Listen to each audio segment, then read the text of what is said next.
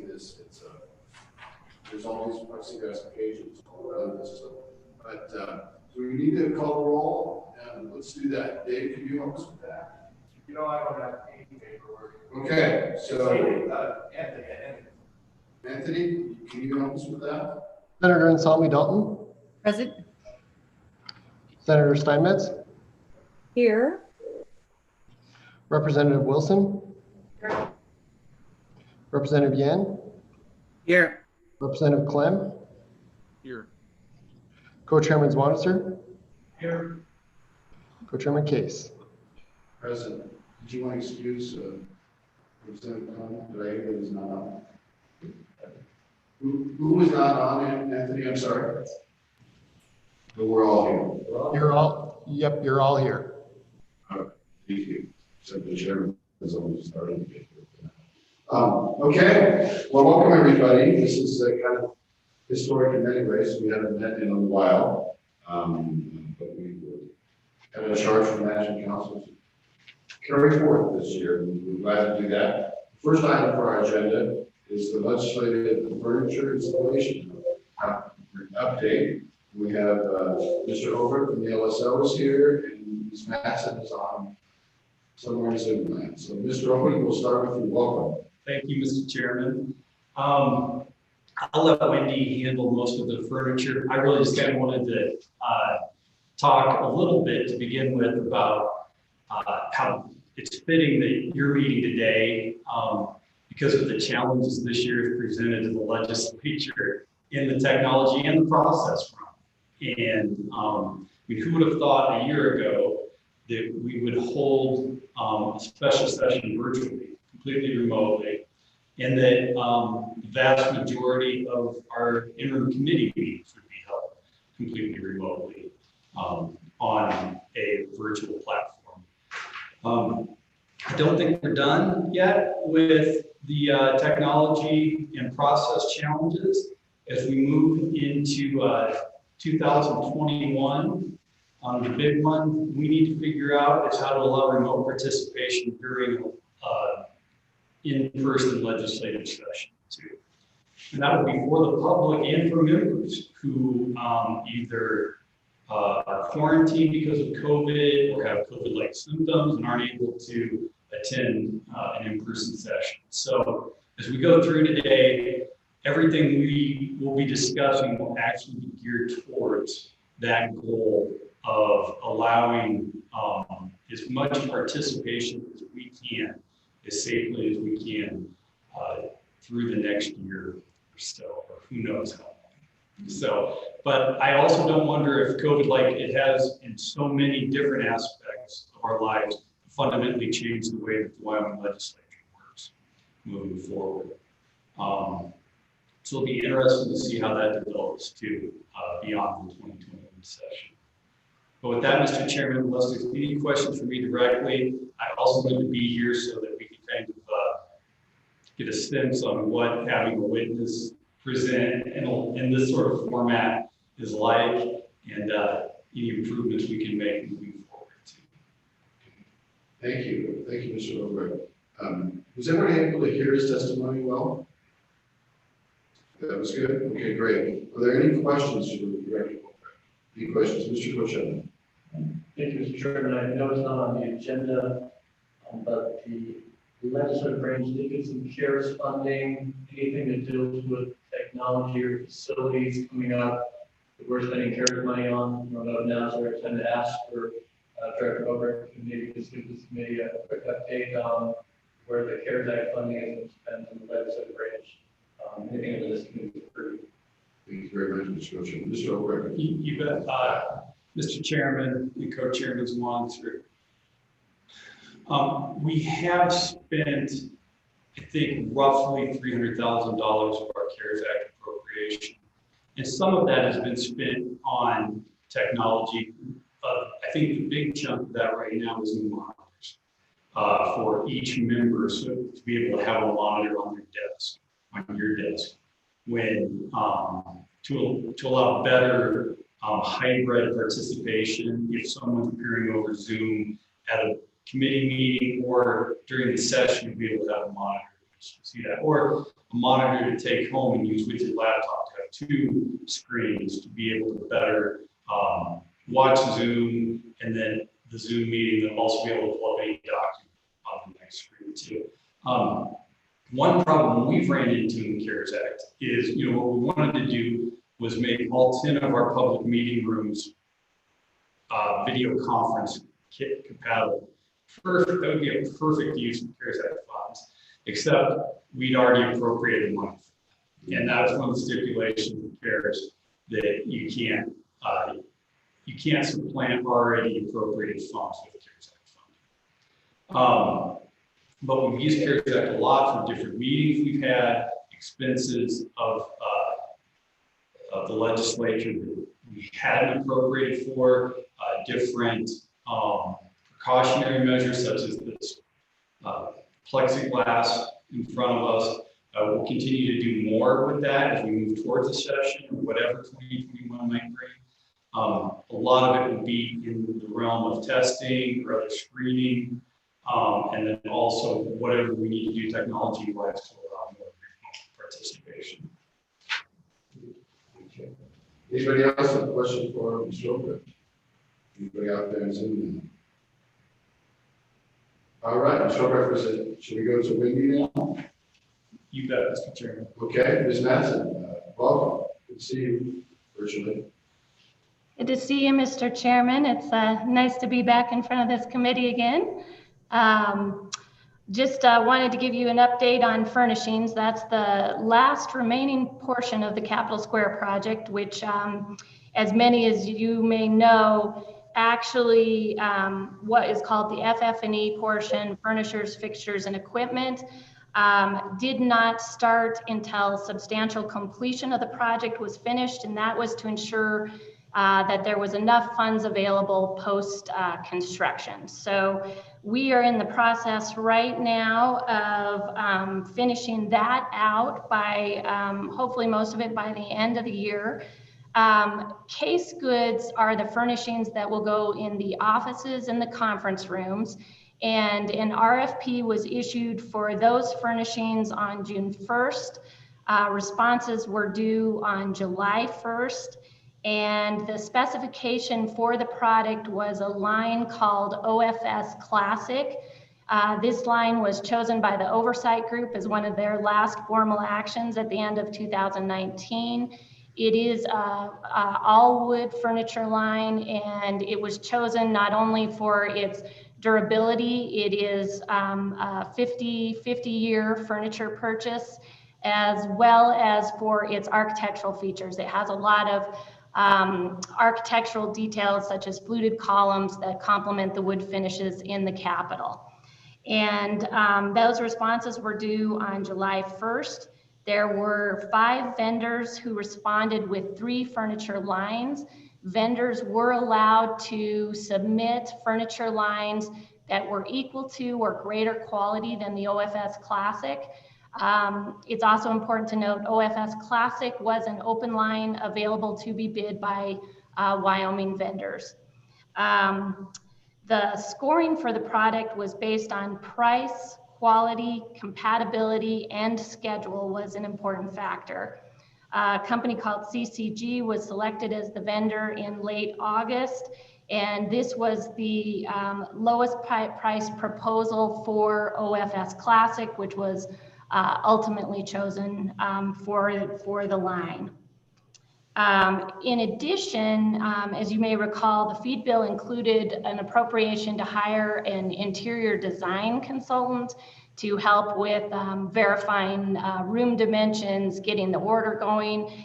And Management Council met in June and released LSO to go forward and hire a consultant. And RFP was issued for that work on July 1st. And responses were due July 30. We received responses from 3 firms, and then the provision in the feed bill included approval by both Management Council and the SBC, State Building Commission, to move forward with that contract. Those were both approved at the end of August, and RM Ruert Design out of Wheatland was chosen. And Rosalie Ruert started work immediately at the end of August and has just been invaluable in finalizing this order. It's a very big endeavor. Has verified all the room dimensions, has met with building occupants, verified all the quantities. That order has been placed. We anticipate delivery in mid-December. There'll be about a truck a week coming through the end of the year. Very tight timelines in advance of session. And we're working right now to try to figure out how to impact our staff in the least way possible at a very, very busy time of year. That RFP also included chairs, desk chairs, guest chairs, conference room chairs, and chair selection is nearing completion now. And the desk and conference room chairs should be here before the end of the year. The guest chairs themselves are a little longer lead time, so we're still waiting to hear once we select what the delivery date will be on those. Then we have some just small amounts of ancillary furnishings such as break room tables, doorman footstools, just kind of miscellaneous things here and there that we hope to also have delivered by the end of the year. And with that, I'll take any questions. Mr. Co-Chairman. Thank you, Mr. Chairman. Ms. Madsen, can you, I guess, delineate between the legislative branch and the executive branch? Are they getting their own furnishings for their ceremonial offices in the Capitol? Or is that part of the original building funding as part of the project? Are the furnishings in the executive offices on the first floor of the basement matching the legislative kind of decor on the second and third floors? Is there any coordination or two separate processes? Mr. Chairman, good question. I was having a little trouble hearing, but I believe your question was about the process with both executive and legislative branch moving forward with the furnishings, and then garden level furnishings matching the rest of the building. Yes, you got that right. So this is still finishing out with Capitol Square project funding. And so the remaining money to purchase these furnishings is still through the project. It continues to be a joint effort with the legislative and executive branch. CMD, Suzanne Norton is leading that effort from CMD. I'm continuing to lead that effort for LSO. And Rosalie Ruert is a contractor of the Legislative Service Office. But again, the feed bill required approval of SBC and council. And so Rosalie has worked with both elected officials, governor's office staff, as well as our staff to finalize those furnishings. Those furnishings are primarily on the first, second, and third floor. And the garden level, as you may recall, the oversight group elected to reuse some legislative furnishings in both the garden level west legislative side and garden level east executive branch side. The only place on the garden level that there are new wood furnishings being purchased are in areas that the public can see. So most of those spaces on the garden level are within suites that aren't public facing. With that said, that furniture is very nice systems furniture. It was actually this committee purchased several years ago and has held up really, really well. Okay, thank you. We are aware, just interrupt for a second, that the sound coming out of this room is not quite as good for all of you. It's probably pretty difficult. We'll try to do a better job of getting closer to the microphone. Wendy, did you have anything else to add before I open up for questions? That's it for that area, Mr. Chairman. Okay. Questions for Wendy this far?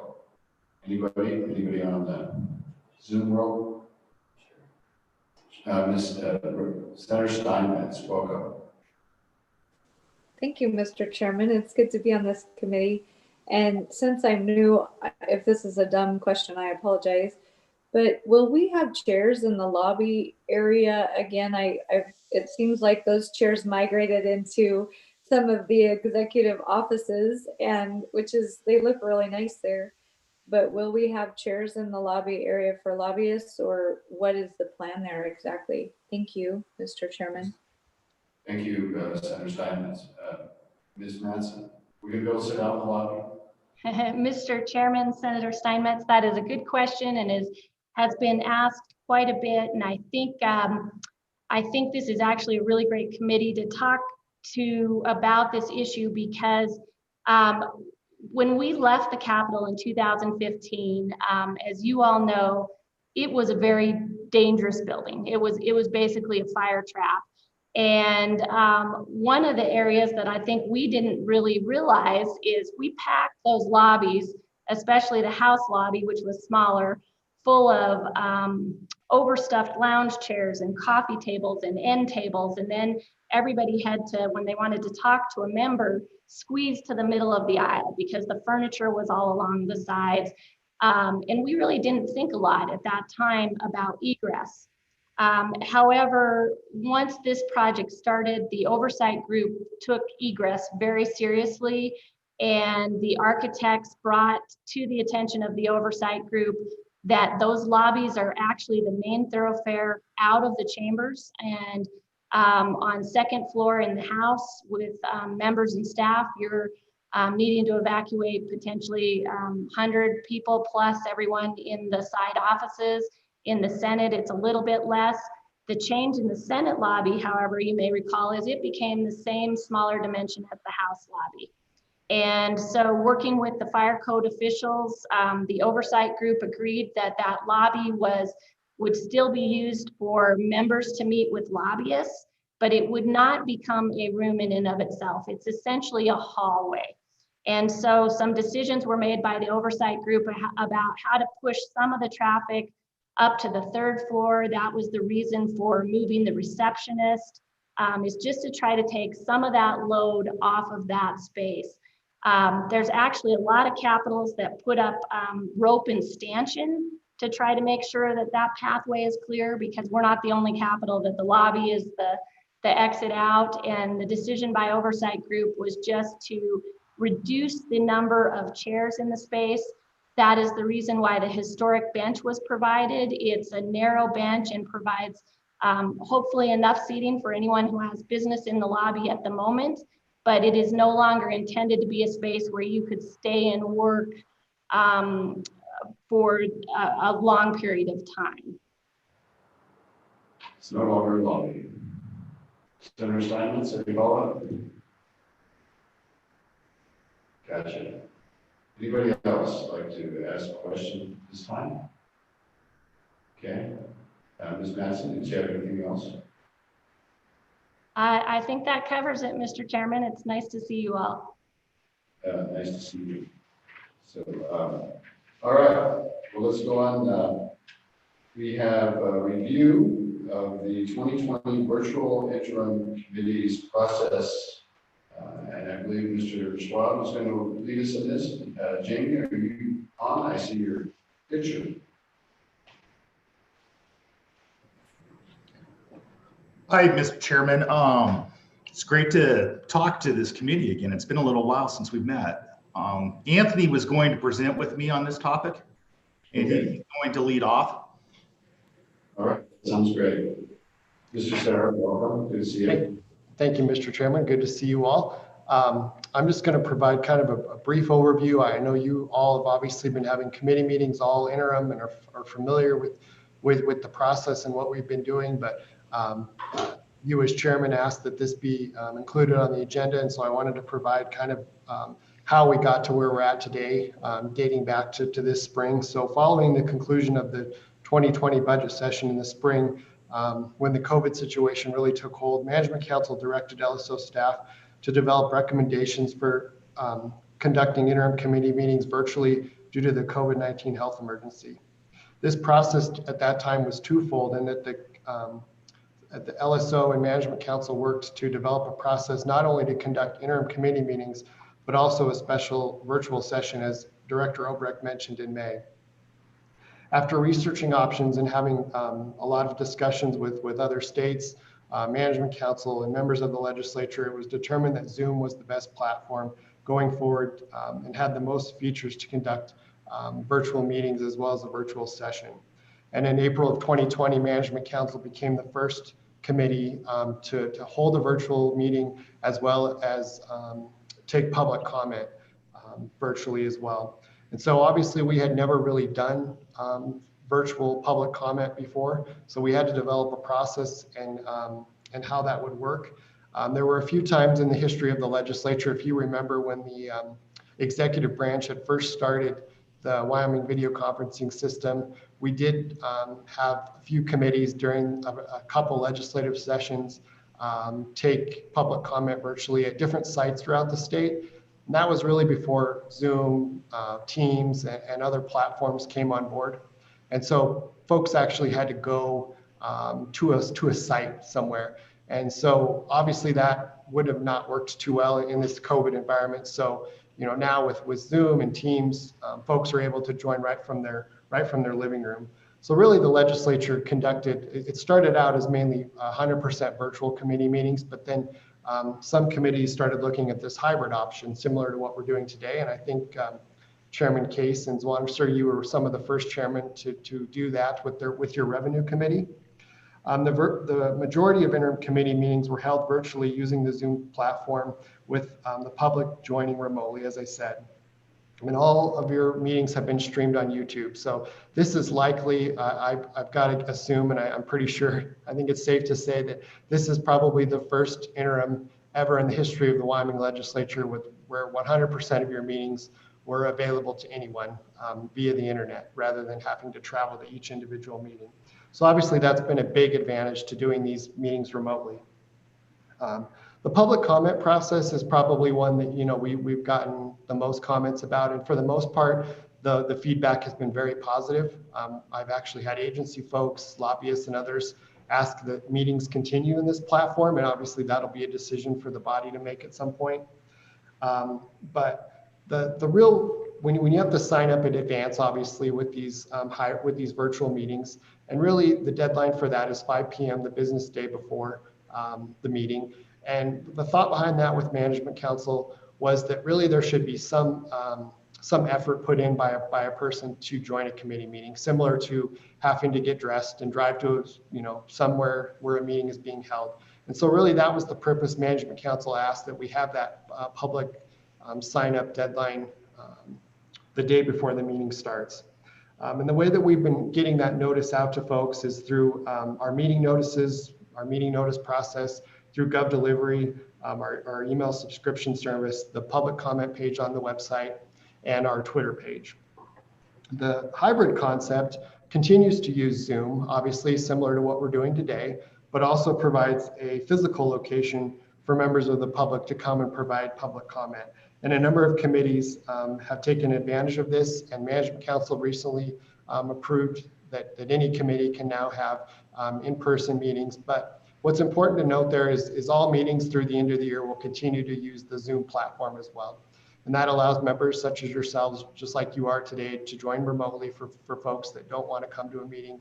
And that goes for the public as well, but also provides that physical location for them to join. And I've listed in the handout that I provided to you in meeting materials 4-01, those committees that have either conducted hybrid meetings or are planning to later this fall. Any questions on the way we've been organizing meetings and how these meetings have been held this interim before I get into some of our YouTube analytics and some interesting, just some interesting numbers? Okay, thank you. I see the Senator Sullivan Dalton has a question. Go ahead. Thank you. Excuse me. Thank you, Mr. Chairman. And thank you, Anthony. This actually might be more for Jamie as well. The one question I have, that someone said to me and I haven't looked at it yet, is that when we do a private chat, that it shows on the replay. And I think that people wouldn't know that. And I think that they're thinking they're talking privately. And I just wonder if that can be fixed. Wow, I didn't know that. Anthony, Jamie, issue of the private chat. Jamie. Mr. Chairman, Senator Anthony Dalton, are you talking about on the YouTube stream? No, Senator Dalton. Thank you, Mr. Chairman. Jamie, I understood it was on the Zoom group chat, but I haven't looked in replays or anything like that, so that's why I'm asking you. That's what something I think Senator Guru said to me, that it you can show it on, see it on replays. I don't know if, I guess I could go back and watch a meeting and see. I have private chat here. It's true in jest. Mr. Chairman, Representative Yin was trying to tag on. Go ahead, Representative Yin. Thank you, Senator Case, Mr. Chairman. So Zoom does record private chats. If you are the one recording it, it will record the private chats that you do to and from people. So when LSO records it, unless you're having private chats with LSO, the recording will not have any private chats between you and other members. So it only records private chats between you and the person recording and other people. And the YouTube does not broadcast private chats, but ultimately, I mean, I don't think we should be using it that often anyways. Thank you, Representative Yin. Jamie, that's your understanding as well? Mr. Chairman, I would just follow up. What Representative Yin is, what he said is my understanding as well. And probably that's why I was never aware of these happening, is because Senator Gru probably was recording and meeting himself so he could see that replay of his own private chat. I see. Thank you. Anything else along that line?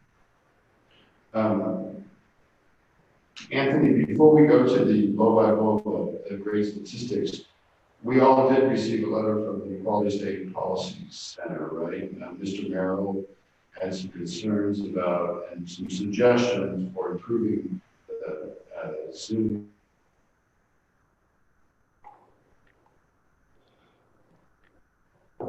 Mr. Chairman, you, I think somebody muted the mic and I'm not able to hear you now.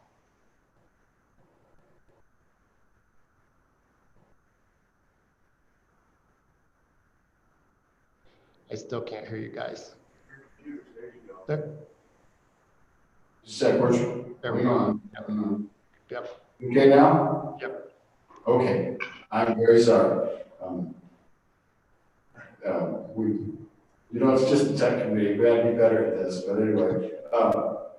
So I was bringing up the fact that Chris Merrill from the Equality State Policy Center had sent a letter out. I think it originally went to Management Council, and then it was a resend to this committee about some current concerns that the Equality State Policy Center was raising about Zoom and some suggestions to make our Zoom meetings better. And I don't know when the appropriate time would be to address that. I hope that Mr. Merrill is he indicated willing desire to participate in this meeting at all? Chairman Case, no, I did not. He did not sign up to provide public comment. I am familiar with the letter that you're referring to. I don't have it in front of me today, but I am familiar with it because it did go to Management Council. And I will say we did implement at least one of the items on there. One of his requests was to outline the process for this, similar to what I just explained to all of you. And we did put that on our website so that it was clear to folks what exactly the process is. The other items were decisions that really needed to be made by Management Council. And like I said, we did forward that. The Management Council did get that letter. And to date, they have not directed us to implement any of those additional items that were referred to in that letter. Thank you very much. What I might do, if I'm sure we have this gigantic audience and they're wondering what we're talking about, but the salient points of the letter from Mr. Merrill, he had a section on ensuring that commenting and testifying is as user-friendly as possible for citizens by removing the following barriers. The first barrier, eliminate the deadline for members of the public to sign up to testify at an online meeting. Second, allow for real-time public comment in online meetings. Members of the public should be able to watch a committee meeting process and decide, based on what is being said or discussed, whether they would like to testify, just as they are able to do during a traditional in-person meeting. The next one is ensure that all discussed meeting topics are properly noticed and consistent with the posted agenda. Next is always allow an open comment period at the end of the day during any committee meeting. This is common practice for in-person meetings and should be extended to virtual meetings. This ensures that if someone is added to the agenda, the public has an opportunity to comment. Update attending a meeting tab on yoledge.gov about yoledge.gov/about the page to include explicit protocols for how members of the public can testify and provide comment at online meetings. Current protocols on that page are for in-person meetings only. And then the second suggestion is to restore, the second major class of suggestions is to restore an audio-only option for Zoom meetings. This option was available for a time, but seems to have been discontinued. Many people in Wyoming do not have reliable internet. That's basically the end. It would be better just to have an audio only. The third area of major concern was to continue to hold interim meetings via Zoom and stream them on YouTube, even after the pandemic ends. I guess we're looking possibly at future interims. And they just point out, as we've already pointed out, that this has made the legislative process accessible to people all around the state, and that part has been good. However, it's more than a bit clunky. I think the basic point is at the public participation level.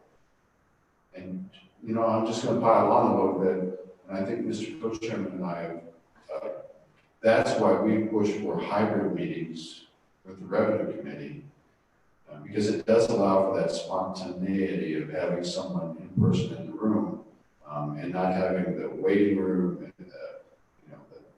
it allows people to raise their hand and address an issue that just comes up. So anyway, I wanted to bring that letter up. I'm not sure that I did it exactly at the right time, but I think it raises some important concepts that we ought to decide. I think that the Management Council, you bet, they're good at handling these things too, more power to them. But we are we've been the champion of transparency and openness and technology for quite a while. And I would hope that we would weigh in on these issues as well.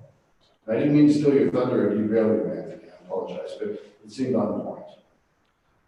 Thank you, Mr. Chairman, for that. And actually, it's a good transition into what Jamie's going to talk about here shortly as we look ahead to how we might be doing public comment here during the legislative session and going forward. That is obviously the public comment piece, and the advanced sign up is what we've been hearing the most as well. And so we have obviously been exploring options of how to make that process better. And so Jamie's going to talk about that here in just a minute. And then I think I'll let Jamie also discuss why we discontinued the audio only component. There are a lot of logistics for staff and overhead for doing that. So I'm going to let him talk about that a little bit too, so we can address that item. And Anthony, before you move on, we want to let other members ask questions too. But you did mention that the LSO had already implemented one of Mr. Merrill's suggestions. Would you remind us again? I know you did say that. Yeah. Again, which one? Mr. Chairman, so that is the, if you go out to our website under attending a legislative committee meeting, we have created additional information on that page that outlines specifically what that process is, and how to participate in a virtual meeting. So his request to add those guidelines are out there now on our website, and we implemented that probably about a month or so ago. Thank you very much, Anthony. I'd be interested in his reaction to that. Committee members, any other questions, discussion with Anthony? I see Mr. Co-Chairman. Thanks, Mr. Chairman. Just a quick question. I believe we had contracted with PBS and the executive branch to do video meetings through 2020. Did that contract get canceled? We had to pay money to get out of it since all our meetings became online. Do you know? Where are we at on that? So, Mr. Chairman, that is just an MOU with them, and it's because they're both state entities. We didn't have to pay anything to get out of that. It wasn't a signed contract or anything like that. Really, all we ever paid PBS and ETS were traveling costs. So, meals, hotels. And since we haven't used their services, we haven't had to pay them anything. There, I see somebody tapping on their glass, another rat on the other side of the glass.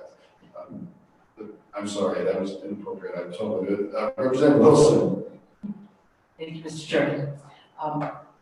This is back for Anthony on the instructions for public comment, and I haven't had a chance to look at it on the website. One thing that we have noticed from Labor Committee is that people are often listening to the committee proceedings on YouTube, and then when they're let into the room, it creates this 30-second time lag thing. And I just wondered, have you commented to that on the instructions that they should turn off their YouTube when they get called in to testify? So, Mr. Sarah. Mr. Chairman, Representative Wilson. So those folks that sign up to participate in meetings and actually are sent the Zoom invite to access the meeting are sent an even more detailed instructions and an email that included in the invitation. And as part of that, we do have that in there to be sure to mute your YouTube stream when you are testifying to avoid the echoing. So the instructions that, it's not on the website, but the instructions that are sent to those folks that are signed up to provide public comment do get that as part of their email. So I just might make a note here. There's like all the chairpersons have had a learning curve on this as well. So it was kind of clunky in the beginning, especially if you would have someone in the waiting room and you sort of squeeze them in one at a time, and then you had this delay to wait for them. And then it's kind of unfair to the public because they're kind of thrown off kilter because of the delay. And then they have to perceive what the community's been talking about during the delay, and then they're coming in and expected to testify. So it seems to have evolved, and maybe we can make a better suggestion to chairpersons that if you kind of let people in a little bit earlier so they can get into the rhythm of the Zoom meeting, and then it's not nearly as funky, and there's not so many delays. They're kind of already in and they wait, and then they move forward. From kind of a perception level, they join the meeting and they kind of become a committee member to other people looking in. It's, they have the same stature in our row of little boxes. And that's all very interesting to me. In fact, the whole dynamics of the legislature is we move from sitting around a table for committee meetings to having formal committee rooms with raised dais, and then now to everybody have these dais, and people don't really talk to each other anymore like across the table. Everybody's sort of, my opinion, it's become very more political, more hostile, more there are definitely disadvantages to this Zoom world, but I will get on my soapbox and go back to Mr. Sarah. I'm sorry, Mr. Schwab. Mr. Chairman, the comments that Representative Wilson brought up about like the YouTube lag and that sort of thing, I'm going to address some of that when I go into what our plans are in the future. And I think I'll address a lot of Mr. Merrill's concerns and also what you guys were discussing about the lag and bringing them into a meeting and that sort of thing. I believe I'll be able to address that when I go into my segment of this. Okay, excellent. Back to any questions from Mr. Sarah. And Mr. Sarah, did you have anything you wanted to add? So just going on to that, if you're ready, Mr. Chairman, on to the second page, I just wanted to talk a little bit about our YouTube channel analytics and just kind of some fun numbers when you look at it. Let's take a look at the ratings, Mr. Sarah. Sure. So, when it's certainly, just back to your comments real quick, Mr. Chairman, certainly, this has definitely changed the way the legislature does business. And it is different, obviously, than the way you typically conduct your meetings. Obviously, the legislative session in May It's certainly not perfect, but we continue to try to refine it and make it the best we can under the circumstances we're under right now.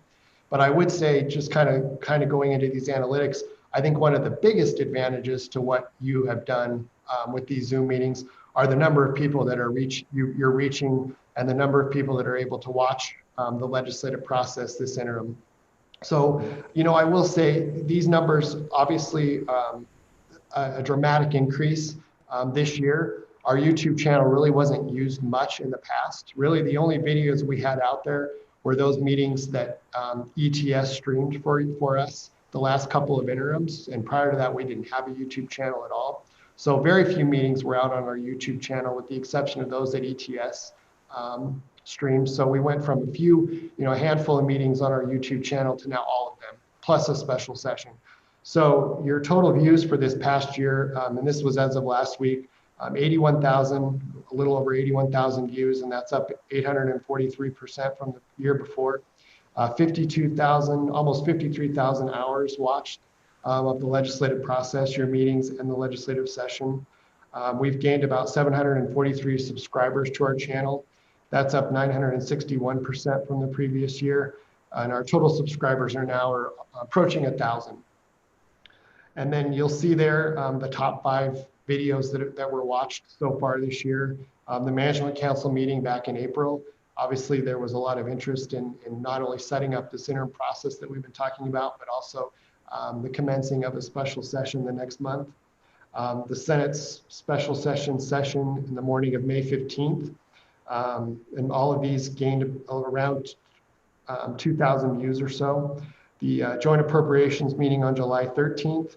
The Joint Revenue meeting, Mr. Chairman, on May 27th. And then I thought you and Co-Chairman Zwanzer would be proud of this. The 5th most watched video was that special session, listening session that this committee took the lead on prior to our legislative session in May. That was our 5th watched most video. So just kind of some interesting information when you look at our analytics from our YouTube channel and how many folks you have reached this year, and will continue to as we get closer to the legislative session. Thank you, Mr. Serra.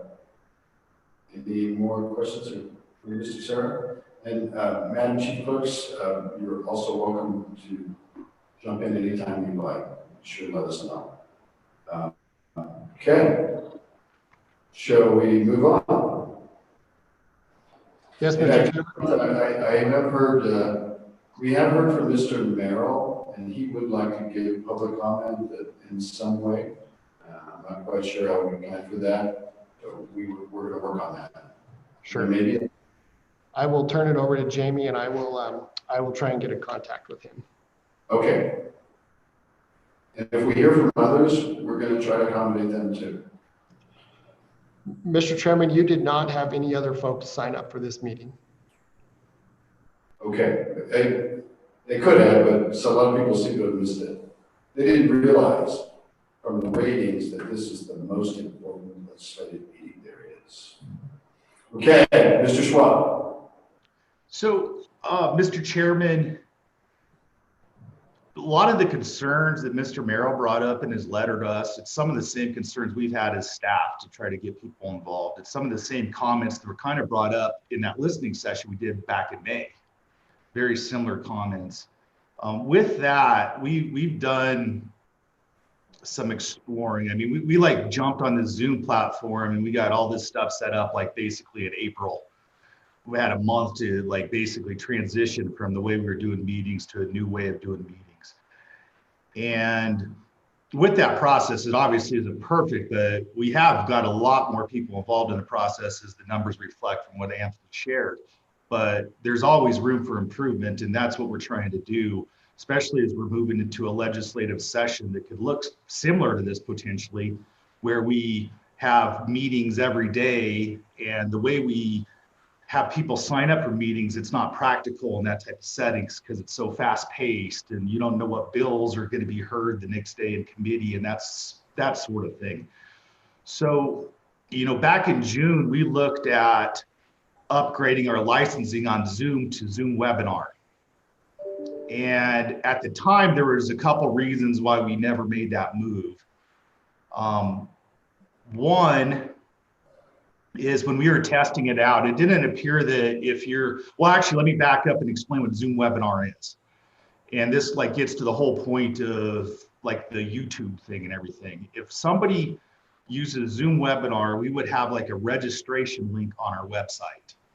They would click on the link and register for the meeting, and they would automatically get a link to the meeting, and we would not be involved for staff to invite them to the meeting. You wouldn't necessarily have the deadline, that sort of thing. And Zoom webinar works a lot more like when you attend like a webinar that some product or whatever's advertising, you see the person is presenting and you can like watch it, but you're not really in essence in the meeting, but you're watching it live. So what you have is the concept of the committee would be like considered panelists, and everybody else are like attendees. And the benefit of that too is that if they're attendees, as you know, when you do these webinars, you can type in a question and the people that are on the panelists can see the question. So you kind of get a little bit more live interaction with what's going on in the meeting. And then at the time, if they want to speak, if they request to speak or whatever, you can promote them up to a panelist and they then become part of the meeting, and they can do it live and you don't have this lag. I mean, they're participating just like you guys are. They're just not on camera, if you will. And then when they're done, you just demote them, if you will, back to an attendee rather than keeping them on camera. It should simplify a lot of things. I think it'll answer a lot of the questions they have. Some of the reasons why we didn't do this back in June is at the time when we were playing with it, it appeared that like if you promoted someone from an attendee to a panelist, that they wouldn't show up on camera. We figured that out, and you can do that. You can promote them and they'd be on camera. So that's not an issue anymore. One other issue is sending invites to the meeting to the committee members. Right now, when we send out these Zoom invites to all committee members, we have all the committees set up in Outlook groups. So we're like, okay, we're going to invite this committee to the meeting, and somebody isn't manually typing in, well, we need to invite Senator Case, we need to invite Representative Yin, and then inadvertently you forget somebody. The way Zoom webinar works is that their Outlook plugin doesn't work for webinars, so you have to do the invites through their Zoom portal. And we were uncomfortable with staff on doing the overhead of inviting meetings and creating groups and like one other place to handle all these meetings. And then the third reason why we kind of really didn't want to do it is at the time we were exploring this, we had already had some committee meetings going on.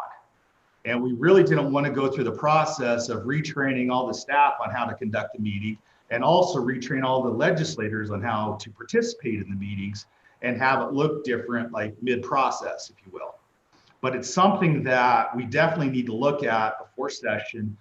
And with CARES Act money, we were planning on getting this additional subscription because there is additional cost to that, and use CARES Act money to do that.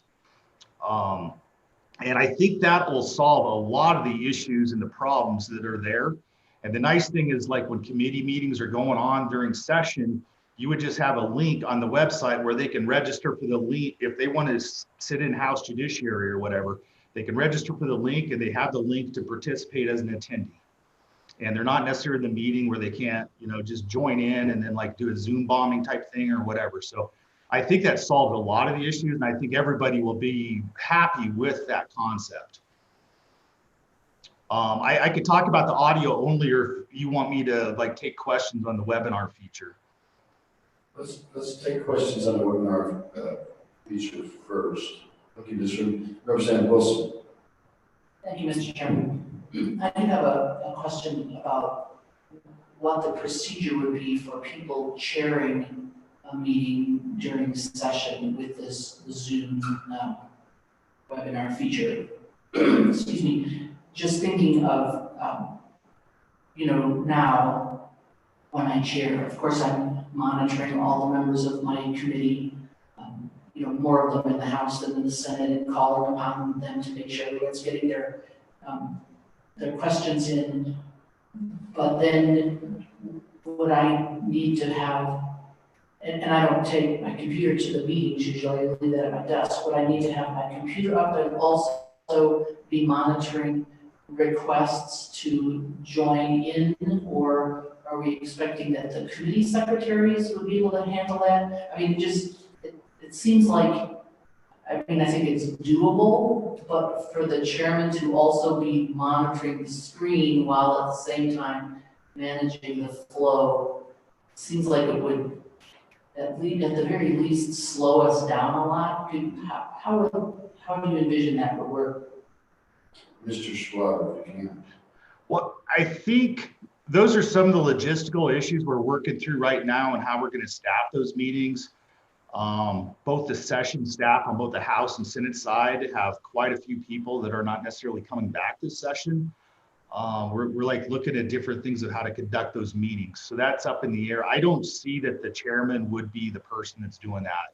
It'd either be the committee secretary or it'd be someone from LSO staff that might participate in those meetings and help out with that process. But with that being said, and I'm going to speak to this later on about miscellaneous IT projects, these meetings are going to look way different at session time because of the project that Director Obrecht alluded to earlier about video camera installations in all these public meeting rooms. So it's not going to be you sitting in front of your laptop in the meeting. You're going to have more of a room type participation where you would have cameras moving back and forth from like maybe the right side of the dais to the left side of the dais to the witness table based off who's speaking at the time. But I'm going to get into those comments later on. Mr. Schwab, would be like mission control from Houston. I'm sorry, I didn't get that.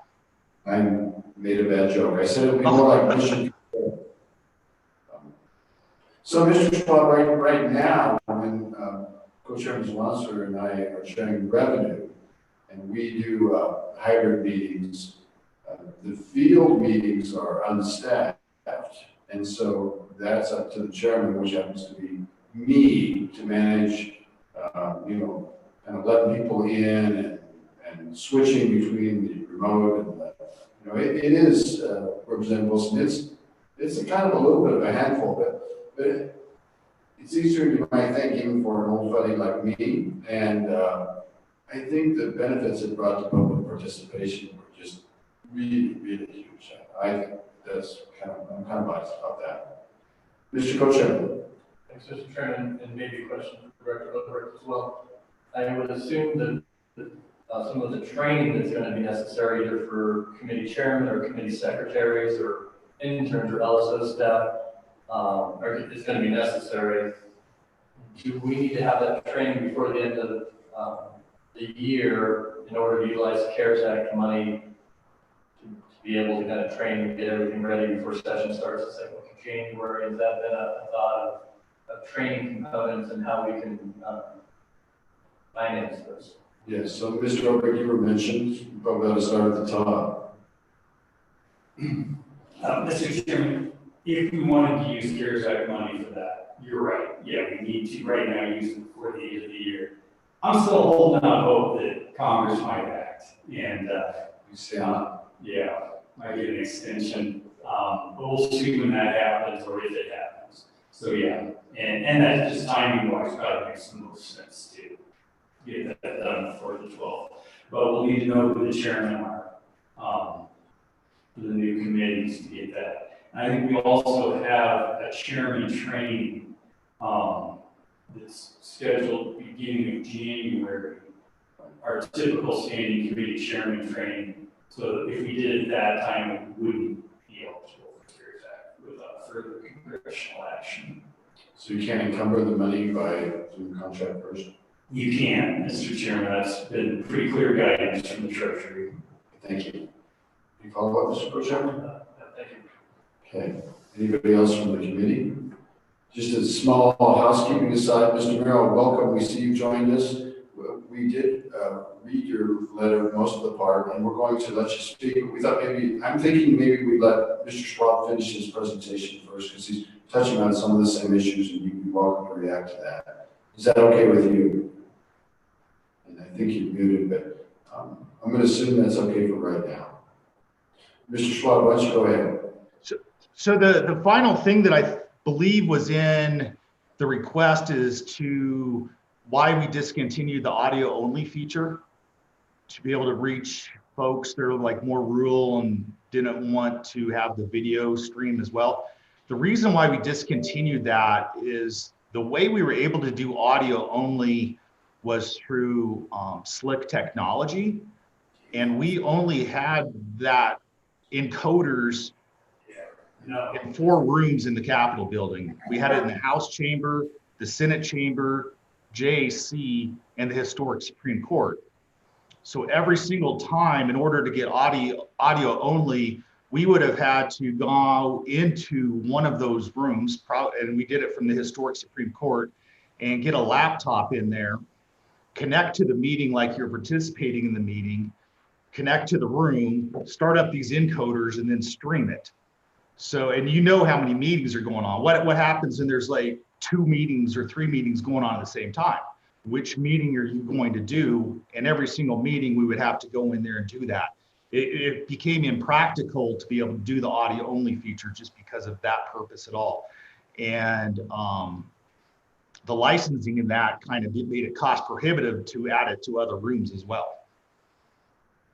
So Mr. Shaw, I can't do it, Shaw, and I apologize. After 5 years, I get tongue tingled on your name, and how shameful of me, and I apologize. But there's no way around that. I think that was a good point. That I participate in a lot of overseas calls too, places with very bad internet. And if you can kill the video on those things, you can actually get better voice quality. It seems to work that way.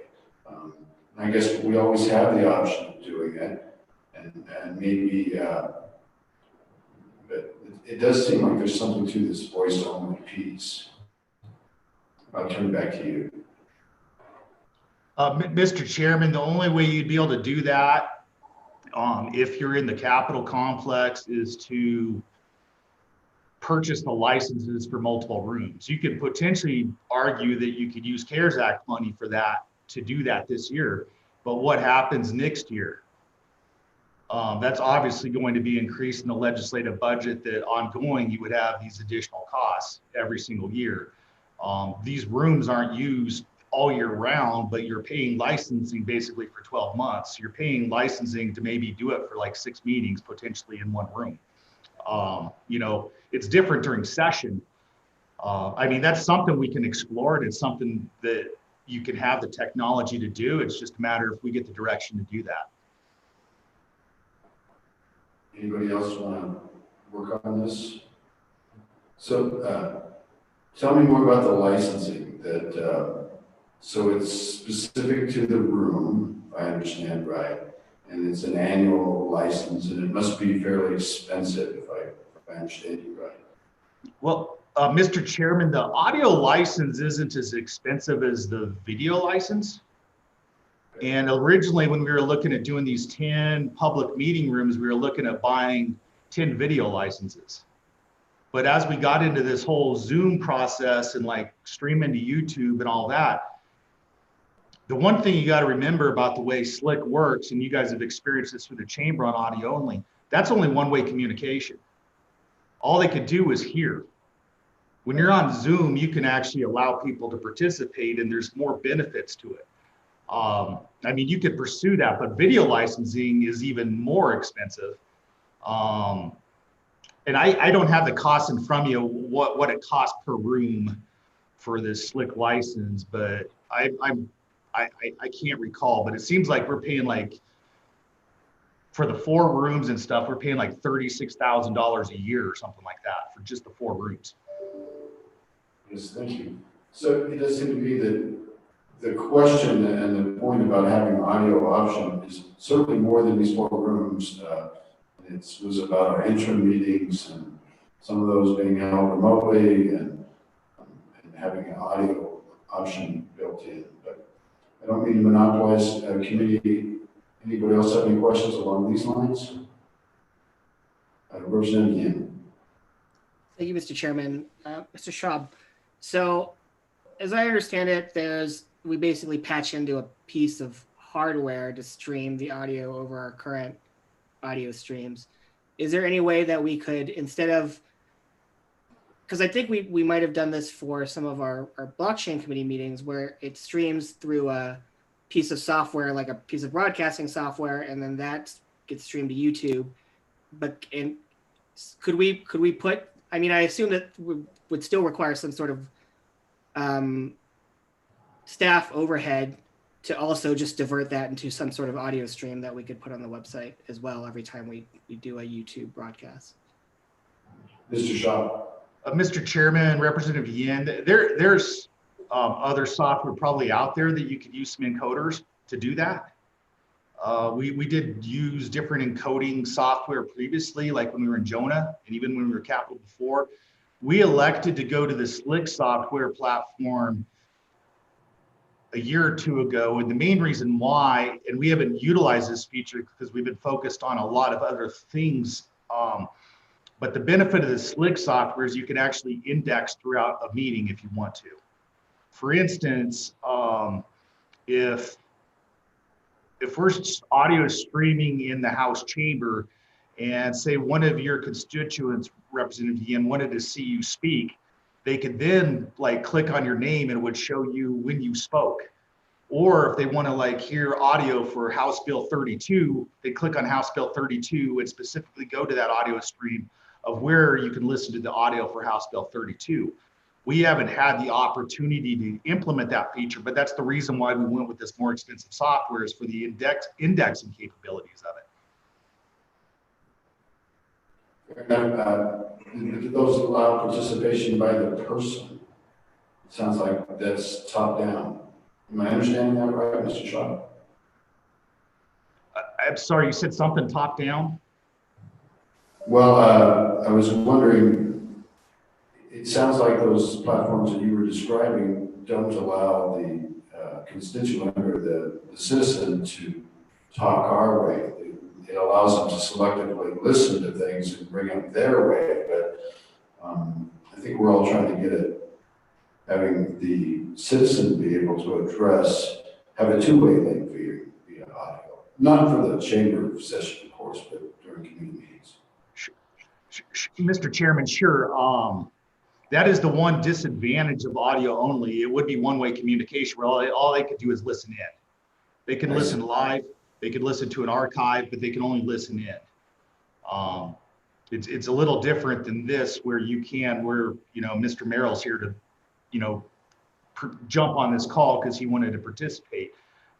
This is a more conducive platform for you to actually have interaction with folks, and it's only going to get better once we move to the webinar feature.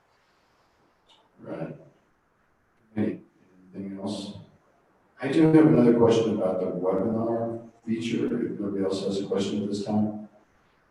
So if we go to that webinar version of Zoom, is it a more seamless process to take somebody that's viewing the Zoom but not participating and bring them into can you do that almost spontaneously?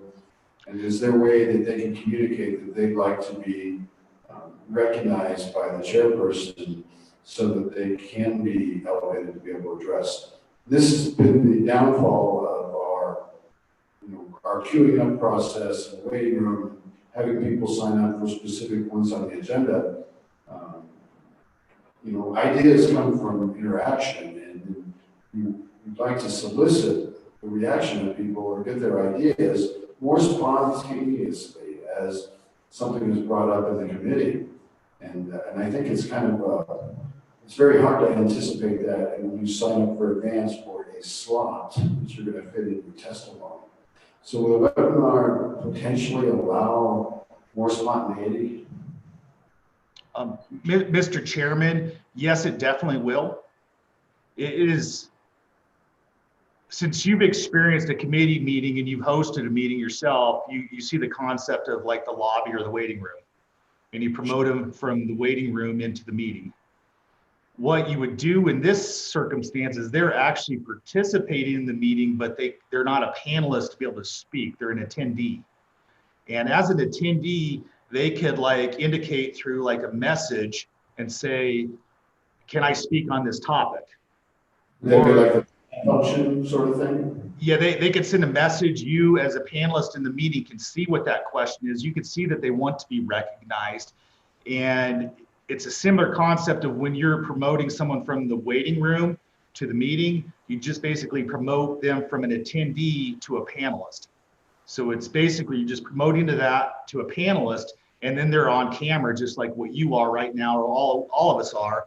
And as soon as they're done commenting or questioning, and they can do live participation, just like I'm doing right now with you, when they're done with their question and you're done with that portion, you would just move them back as an attendee, and they'd be off camera, but then they'd still participate.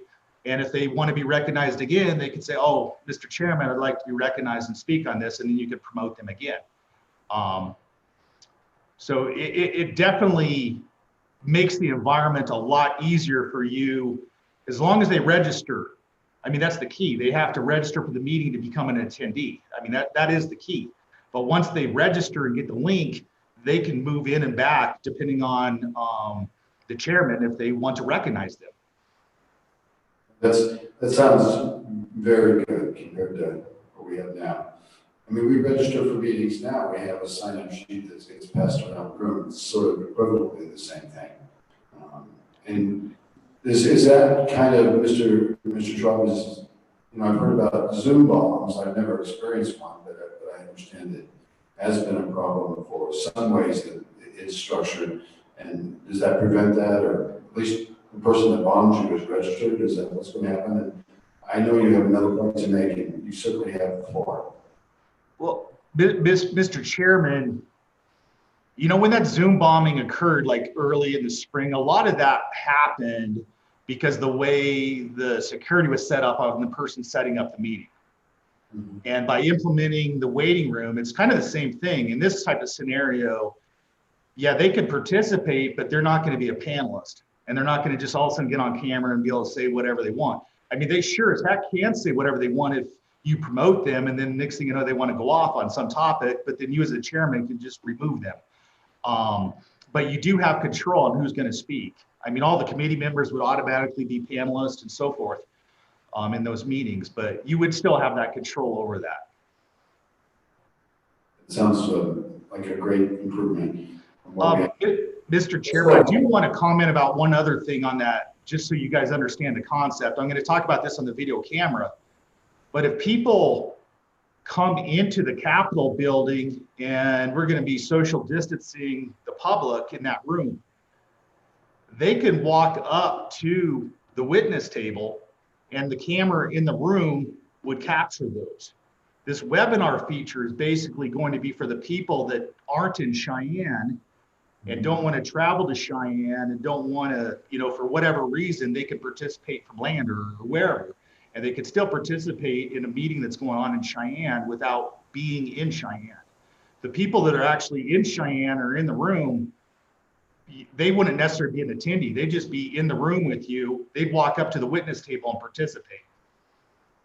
So I just want to clarify that aspect of that. Great, that sounds almost normal. Sounds pretty nice. Anybody else? Questions for Mr. Schwab? Okay, Mr. Schwab, thank you very much. I think if it's all right, everybody, this might be a good time to let Mr. Merrill visit with us. And are you there? Yes, I see. Mr. Merrill, I did read most of your letter to the committee, and we kind of talked about a few things, but certainly we're glad you're here. We know you're interested in these issues just like we are. So to you, Mr. Merrill. Thank you, Mr. Chairman. And I want to thank you for giving the letter and the recommendations such serious consideration. And I want to, I'm Chris Merrill, Executive Director of the Equality State Policy Center. And I do want to say that the webinar solution does seem promising for a lot of the suggestions and concerns we raised in our letter. taking a step back, if you could go back in time 1 year and talk to yourself and try to explain the conversations we're having today, the back in time, you would think future you has gone insane. So the flexibility that this legislature has shown, the adaptability, and the care taken to try to include public comment and public participation has been just phenomenal. And so I just really appreciate this committee and the Management Council as well, that we continue to have these conversations and continue to adapt and improve. It's promising, I think, and it's a whole new world. And so I just want to say that. And since I've joined, I also want to say, and I know that this committee won't necessarily make these types of decisions, but we think that there are a lot of compelling reasons to essentially postpone the session until April at the earliest. And I know there's some technicalities in how that would happen, but it seems like a more plausible way to have an in-person session. We'd have more time to prepare, more time to figure out the technology and figure out how to include the public, because our biggest concerns with the proposed kind of process now is public participation would necessarily have to be limited. And there would just be so many people who would not be able to participate in person and go to the Capitol. And it's a concern. We're also concerned about the fact that there's a COVID surge going on. We're concerned about the health of legislators. We're concerned about the health of legislative service office staff, what this might mean for CRMC if there's some sort of cluster. And there's a lot of reasons for having that conversation about postponing the session, basically going into recess until later in the year. So I just wanted to say that out loud as well, and ask you to consider that recommendation. And with that, I'll conclude. Thank you. Thank you, Mr. Merrill. Committee questions, staff, Mr. Ulrich, any questions? Chief Clerks, any questions for Mr. Merrill? You're welcome to weigh in here. Certainly welcome. Mr. Merrill, I know we are all taking this very seriously, and we're going to get loud. Oh, I'm sorry. Taking it so seriously we can't see through the 5 layers of plexiglass to Representative Wilson down there. I apologize. Representative Wilson. Thank you, Mr. Chairman. I was attempting to bang on the glass. If one of them tips over, they're all going to tip over. You have another feature, since there's a little balloon to go up. And Mr. Chairman, I just wanted to respond to something that Mr. Merrill said, just so that as this conversation about the timing of the session goes forward, he knows at least what one legislator is thinking. And in my discussions with some people, I think there's one issue with delaying the session. Well, there's many issues, but one that seems particularly important to me is that if we through the session end up cutting budgets, especially school budgets, which I think is certainly very possible, to not have the school systems know their budget until June or something, I think would be really problematic. I mean, they have to hire staff and that sort of thing. So I just wanted that's not a question for him, but I just wanted to say that's something that I've been thinking of, and I think that we've not really considered that issue yet. So I just wanted to share that with him. Yes, and Mr. Merrill, my co-chairman and I spoke with our revenue heads to WAM yesterday, and there's some of the same issues and concerns with our local governments who also have a fiscal year the same as the state of Wyoming and have a budgeting process, and they have inputs to that.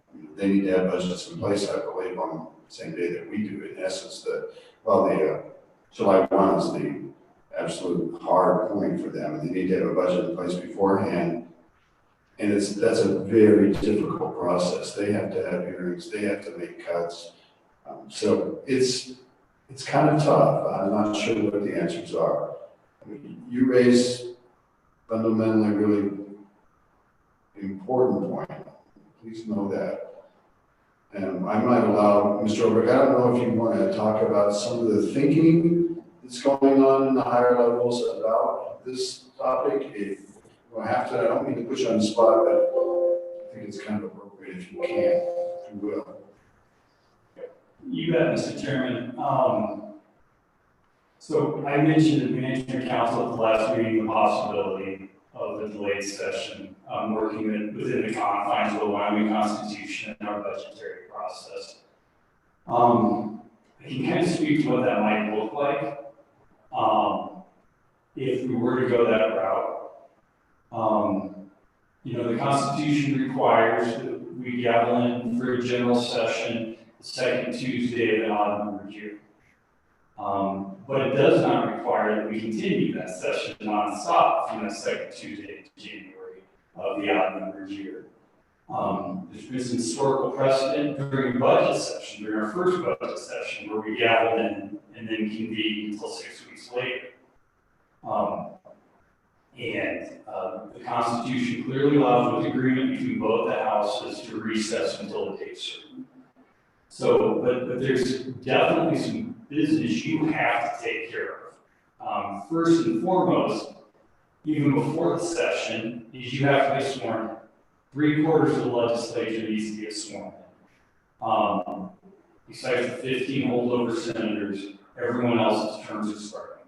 And the Constitution says you have to be sworn in from the floor to the house in which you're elected. Now, we've never questioned that before, but there is some ambiguity there, whether just the Chief Justice would need to be there, if the Chief Justice, and if the members appeared over Zoom, but I don't know if it's an issue we really even want to push or need to push. We could probably, that term starts the first Monday in January, and if we could just stagger folks coming down through that first week of January, getting sworn in shifts on the House and Senate floor, doing some administrative stuff here that we can take care of as well. Potentially go back home, appear over Zoom, again like we did in May, to gavel in on the 12th.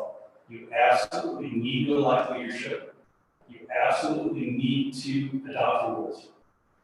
And we would probably also hear preliminarily from the governor during that time. You could also consider a number of things.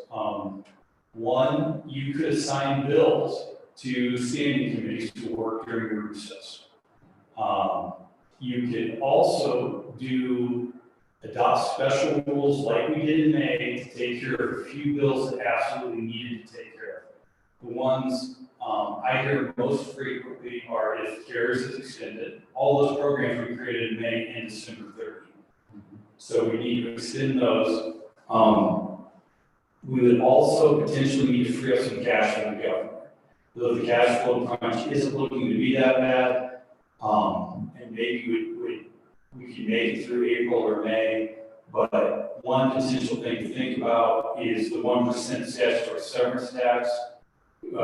It's due to go to the corporate district, which is a large percentage of it, of the PMTF, and whether we want to put that in the general fund or a special account to have it spend if we're going to wait 4 or 5 months before we have one for a full session. The other thing, Mr. Chairman, that is being discussed is for Management Council to meet in January and to assign interim topics, to work for joint committees during that recess, so that if we come out of session in June, say, that we don't have the whole interim pack only in 6 months. And the big thing for me, and I think, Mr. Chairman, for you as well, would be redistricting. When we get those census numbers, we really need to get started on redistricting as soon as possible. And there's other issues too that would need to be dealt with. Now, that would require a lot of commitment from the committees to keep 21 sessions separate from 22 interim work. But I think our committees are up to that. And Mr. Chairman, the other issue is budget hearings, and when would be the appropriate time to do those if the session's going to be delayed. But to Mr. Merrill's point, with numbers as they are in Laramie County right now, number of COVID infections, and as they are throughout the state, my confidence in being able to hold a session wanes each day in January. I think we'll be at the height of the flu season as well. So if you're symptomatic with flu or COVID, you won't know until you get your test results back. And if we have one person in here with COVID, if we don't have universal mask wearing, you all know how this building gets during legislative session. It's packed between 500 and 600 people here every day. And quarantine orders would come down likely after the first meeting. We need to recess for 2 weeks anyway. So thank you very much, Mr. Director Obrecht. It's kind of sobering. I have some hope that the instance lab tests, different quarantine protocol that comes online. I still think the vaccine is coming on November 1st, and it's on the back of a deal from the post office, and you look at the envelope actually, but no. We have a lot to get through till then. We will travel years between now and January, and years between now and June, actually. So, Mr. Merrill, I hope you have some assurance that this is being seriously and thoughtfully considered. Mr. Obrecht didn't even mention it, but another thing that has to be accommodated is the governor's appointments. There has to be a confirmation process. If we don't do that, they can be interim appointments, I guess, moving forward. But there's a lot to that package. I see the Representative Yen has his hand up. Let's go to you next, sir. Thank you, Mr. Chairman. Mr. Obrecht, just a quick question. I don't know if it was covered in the Management Council meeting, but if the county health officer in Laramie County instituted a mask mandate, would it cover the legislature and the legislative buildings? Right in your court, Judge Obrecht. Mr. Chairman, it's a good question and one that I'm not going to opine on.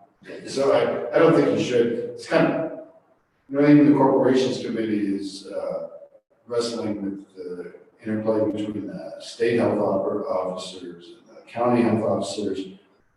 The law is not that clear on it, to be really honest. So I think we're all going to try to get through this and figure it out. For most local laws, the legislature can kind of exempt themselves, but that's an excellent question, Representative Yen. It's going to be decided before we get here, that's for sure. Anybody else? Anybody else on the screen, in the room? So, Mr. Merrill, I'll give you a parting word, and I think it's time for, we have a scheduled break for just a little bit, it'll be 15 minutes, I think, but, and opportunity for anybody else to address this before we break. Mr. Merrill? Mr. Chairman, again, thank you, and thanks so much for the serious consideration. I think we can look at this as an opportunity for to adapt and to be creative, and I think that this legislature has demonstrated the ability to adapt to changing circumstances and even make things better for the public along the way, potentially. And so, again, just appreciate the work of this committee and the work of the legislature in general. And I'm optimistic that we can be creative and solve all these problems. Thank you, Mr. Merrill. I second that too. Committee members, staff, especially our chief clerks, anything before we take a break? I'm not seeing anything, so let's break till a quarter after the hour. We'll come back. Thank you.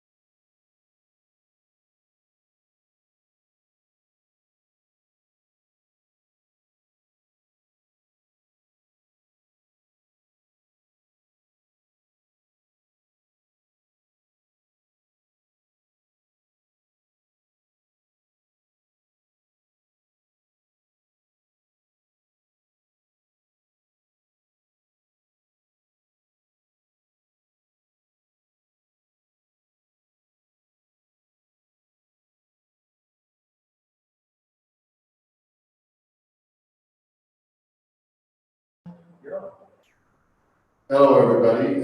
Welcome back.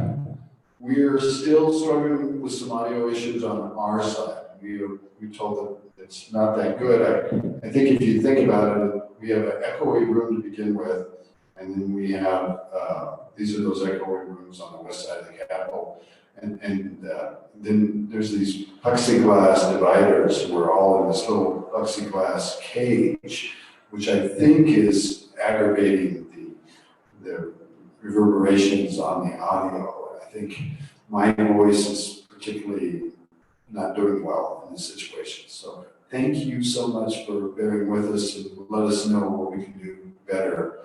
Getting closer to the microphone and speaking softer seems to help. So I'll try to remember to do that, and please remind me if you need to.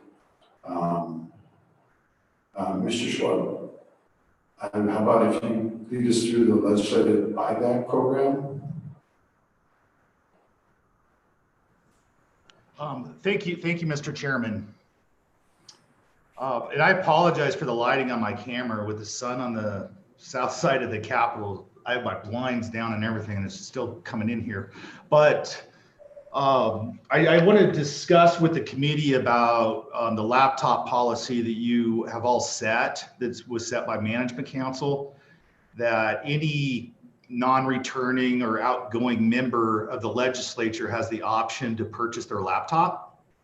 If they elect not to purchase that laptop, it would then go to the new member in their district.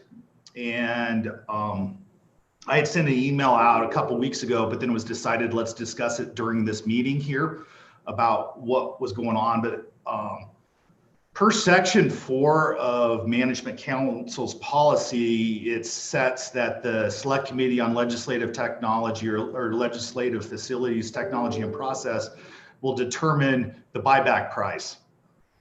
And the policy pretty much sets forth how we come about that price. We've changed it. This committee had made a recommendation to Management Council a few years ago to change that policy. And this policy has been in place for like the last several years.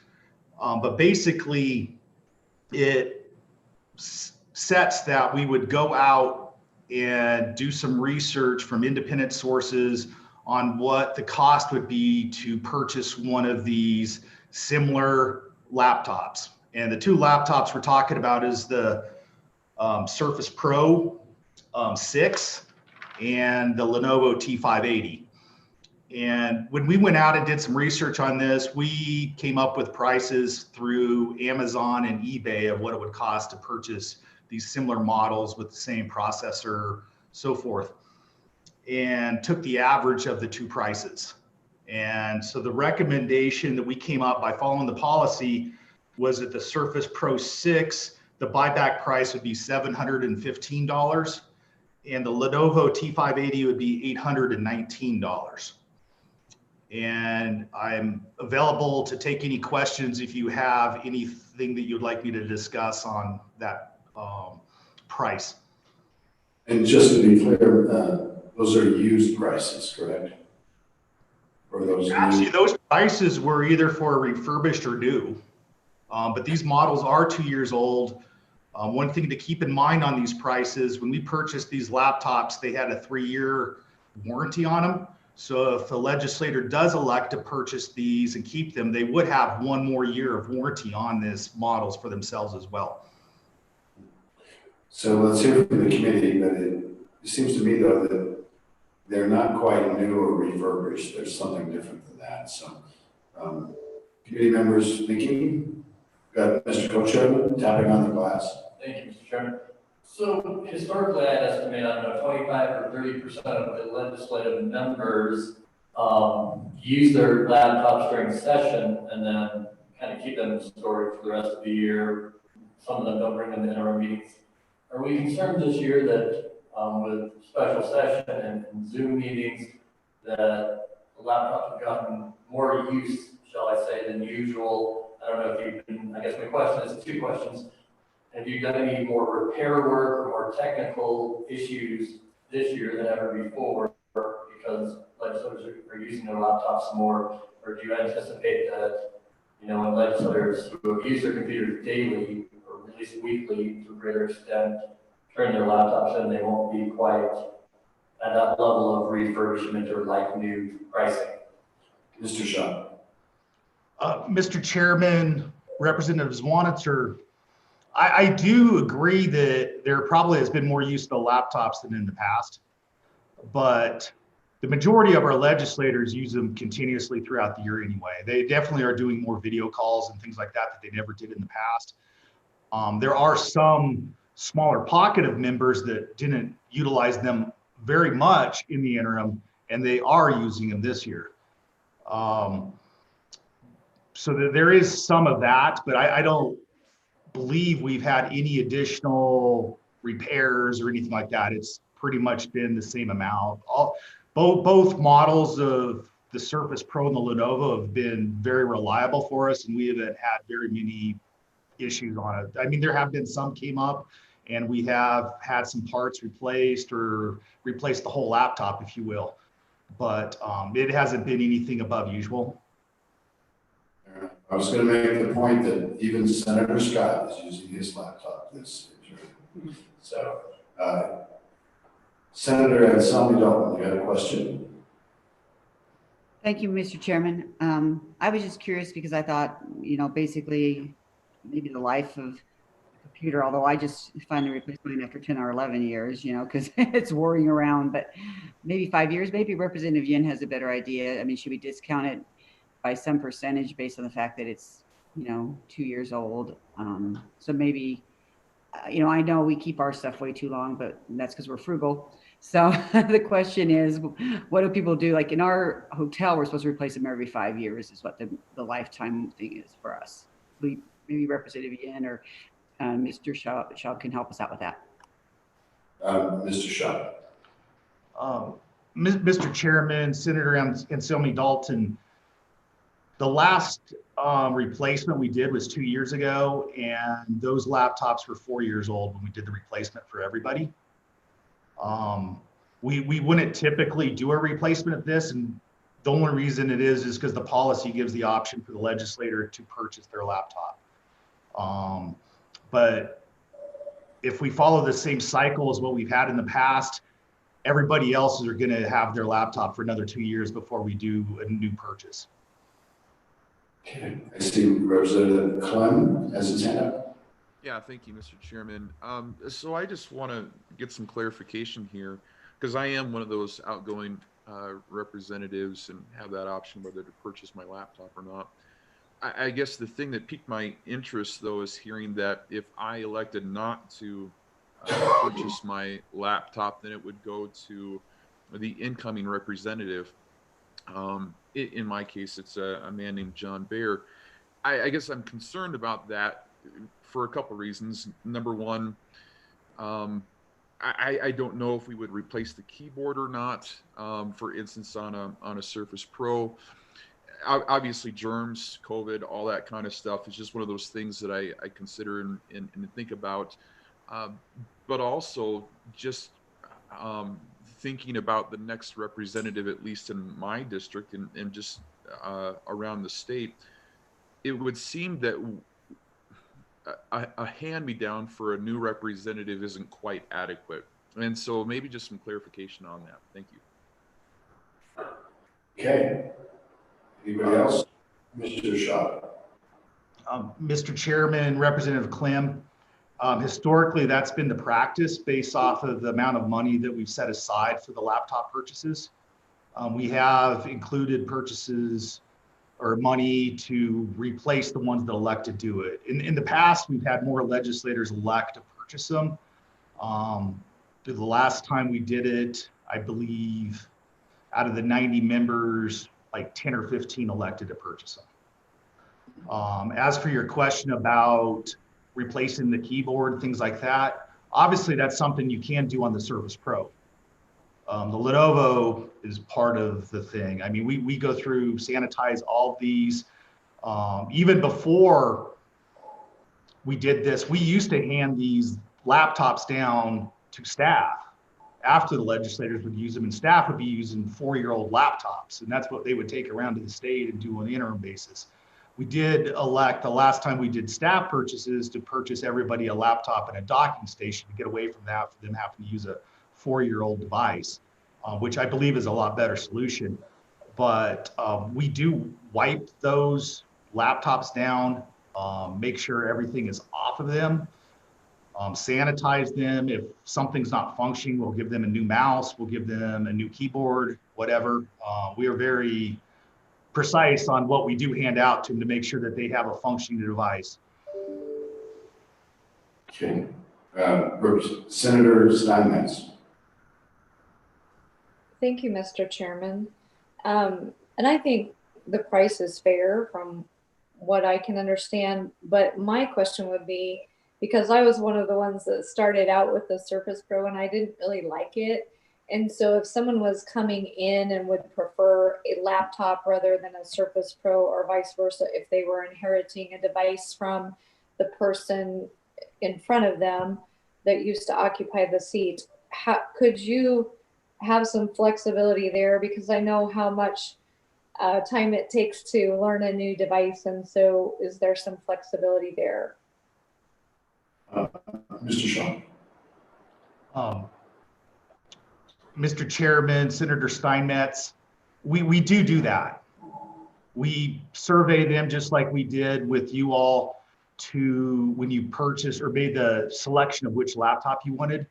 We do our best to accommodate what type of device they want. I believe we're going to have roughly 20 new members. So what we get back, we will poll them, find out what they want, and it might not go district to district. If someone in the district wants the same type of device, we would do that. But if somebody wants a Surface and someone wants a Lenovo, we just kind of do some juggling, if you will, and try to accommodate what their interest is or what they would like to use. Thank you.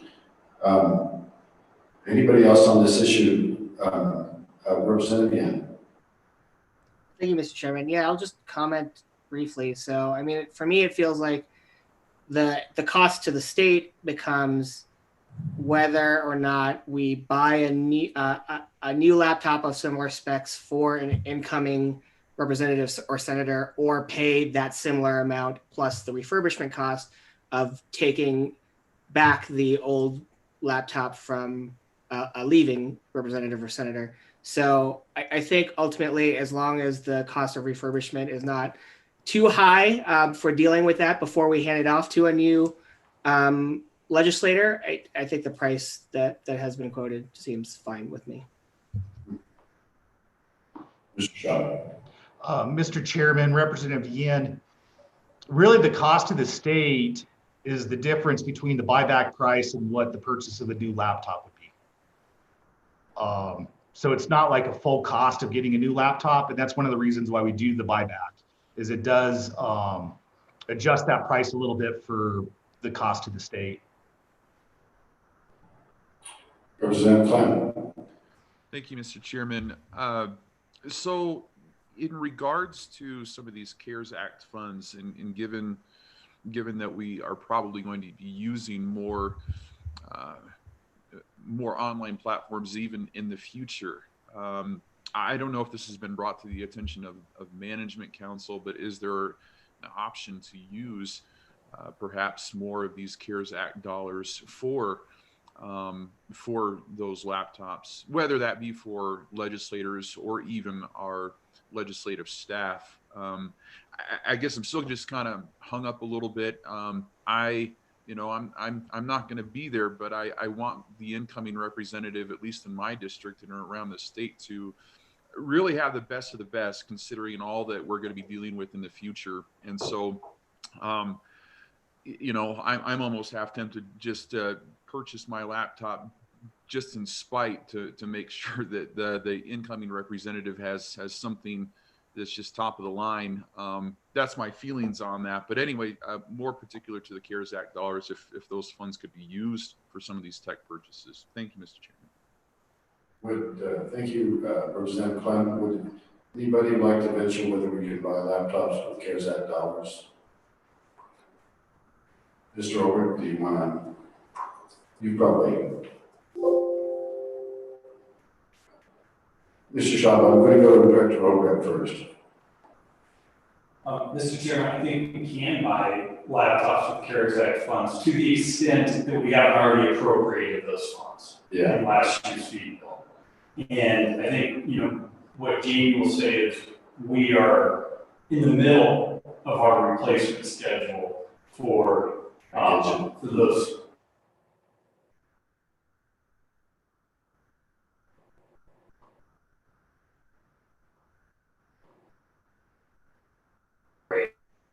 It's nice. I can take them home if I need telework. I've got that with me. A lot of people who are on quarantine now are taking monitors as well, so they can telework and use their monitors. But I think there is an opportunity to buy some new laptops if we have not already appropriated those funds. Okay. Thank you, Mr. Hobart. Jamie, did you want to add anything? Well, Mr. Chairman, I just want to clarify something that has changed in the process this year compared to what we have done in the past. Is, as you know, as a current member of the legislature, you still have meetings and you're still a legislator till the end of the year.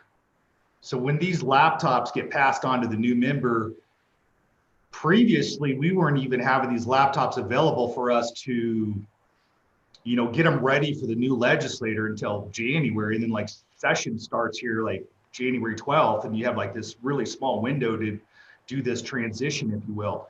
What we are planning to do this year, because we're doing all these meetings through Zoom, is obviously you're going to still need your laptop. And these new members historically have also participated in the committee that they're going to be on. So they need to have a device to participate as well for the next, say, 2 months. And so temporarily, we're going to give them those Surface Pros that we have here on stock that we were going to surplus them, and luckily we didn't surplus them, but they're going to temporarily use those for the next 2 months. And then we're going to give them a permanent laptop for their use in January. Thank you for that clarification.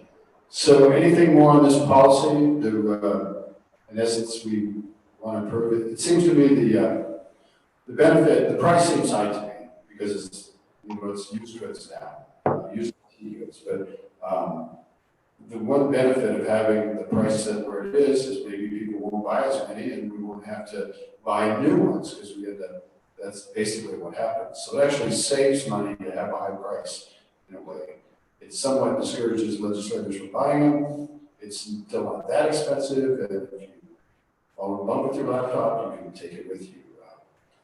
I'm not really as, there is the sanitation and cleanliness and COVID related, but I think even the most rigid thinking about how long germs can live on a laptop, it's a declining thing, and after a week or so, there's not much alive in it. There's absolutely nothing alive in my laptop right now anyway, so I'm not persuaded that that's a huge concern.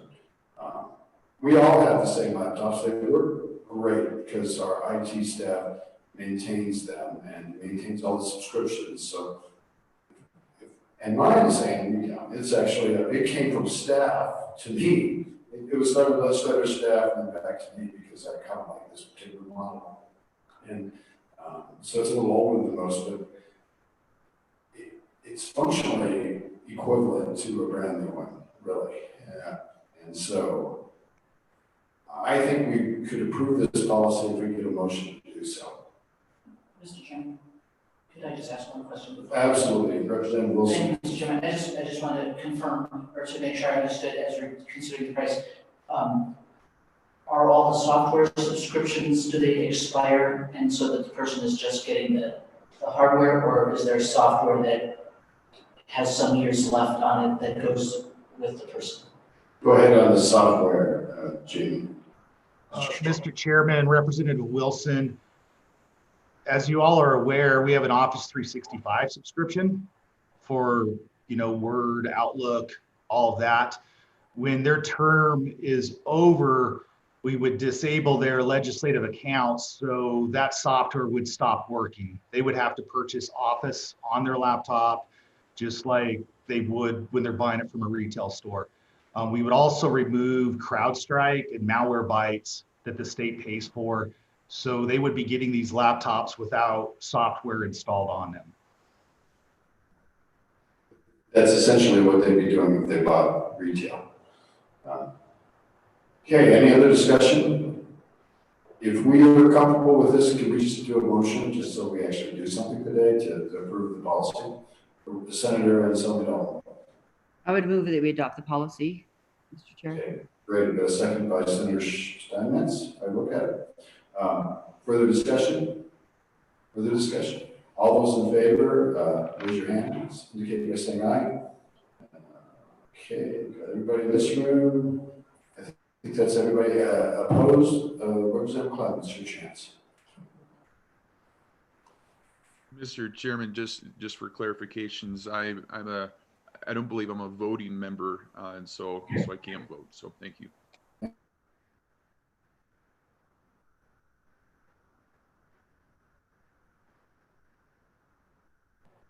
I think right now, before we move to the bigger expanded agenda, is to just take a moment to commend our IT staff. And Mr. Patrick's not in the room right now, but I hope he's listening. And there are other people on this staff that aren't participating. But I think if Wyoming knows anybody, I thank you. It's really you guys. You put this together, stood up a special session, have made these committees work, have done admirable chores to support the public, and I am extremely grateful. Somebody else. Anyway, thank you. The committee thanks you. Mr. Ulrich, it's your leadership and all the way down. What an amazing job. So, Mr. Chairman, thank you very much. Mr. Ulrich. We really appreciate that, and I agree with you. Our IT staff has been incredibly creative and innovative and hardworking during these really incredibly challenging times that we've all. But I think also, so is the legislature, and so is the members of the Wyoming public to be able to adapt the way we have to this new reality we find ourselves in. Great. Much kudos, Mr. Shaw. You rock. Mr. Chairman, I'd just like to thank you for your kind comments. Now we go to item number 7, miscellaneous information technology and facility projects. And we have listed Assistant Director, Deputy Director Mumford is next on our list. I don't know if this is going to go in this order. Is that your plan, Mr. Trout? Mr. Chairman, there's several of us that are going to present on these topics. The first item that we wanted to go over is the video conferencing RFP. We kind of talked about this a little bit earlier about the appropriation that happened last legislative session to do 10 public meeting rooms. Yeah. And so what our plan is right now is the 6 public meeting rooms in the extension. We're going to do a video camera installation in each one of those rooms. We're also going to do an installation in the room that you're currently in, Mr. Chairman, W113, and across the hall, W110, for those 2 meeting rooms on the first floor. Add cameras to the historic Supreme Court and also to the Joint Appropriations Committee room. Those would be the 10 rooms that we do this installation on. Will we do anything about the echoes in the rooms? Would it be better sounding? And then, Mr. Chairman, you're going to find out that once we do this, all the mics and the cameras are going to be integrated into the sound system and the AV equipment in the room. So the difficulties you're experiencing today should be over 2 months from now. Okay. Senator Steinmetz. Thank you, Mr. Chairman. And I do want to thank you for complimenting our staff because they have been amazing, and so have all of our fellow colleagues through all of this. It's a great sentiment to Wyoming teamwork and how we all come together in a crisis. So with that being said, there's been talk of appropriations meeting in the auditorium. Have you contemplated that, or how would that work? Are these cameras movable to where we could adapt if that was the choice by management council or the committee, or has that been changed since I heard about it? Thank you, Mr. Chairman. Thank you, Mr. Shaw. Mr. Chairman, Senator Steinmetz, the auditorium is the most ideal place to host these meetings right now. We tried to get this committee to actually meet in there, but there was a conflict. That space is actually managed by the executive branch. That isn't legislative branch space. So we have to work around with scheduling. They have been very accommodating to us, and we have that room reserved for joint appropriations in December. And that room already has cameras installed. It's already got the in-room sound, and it's going to be a lot nicer environment than what you're experiencing here today.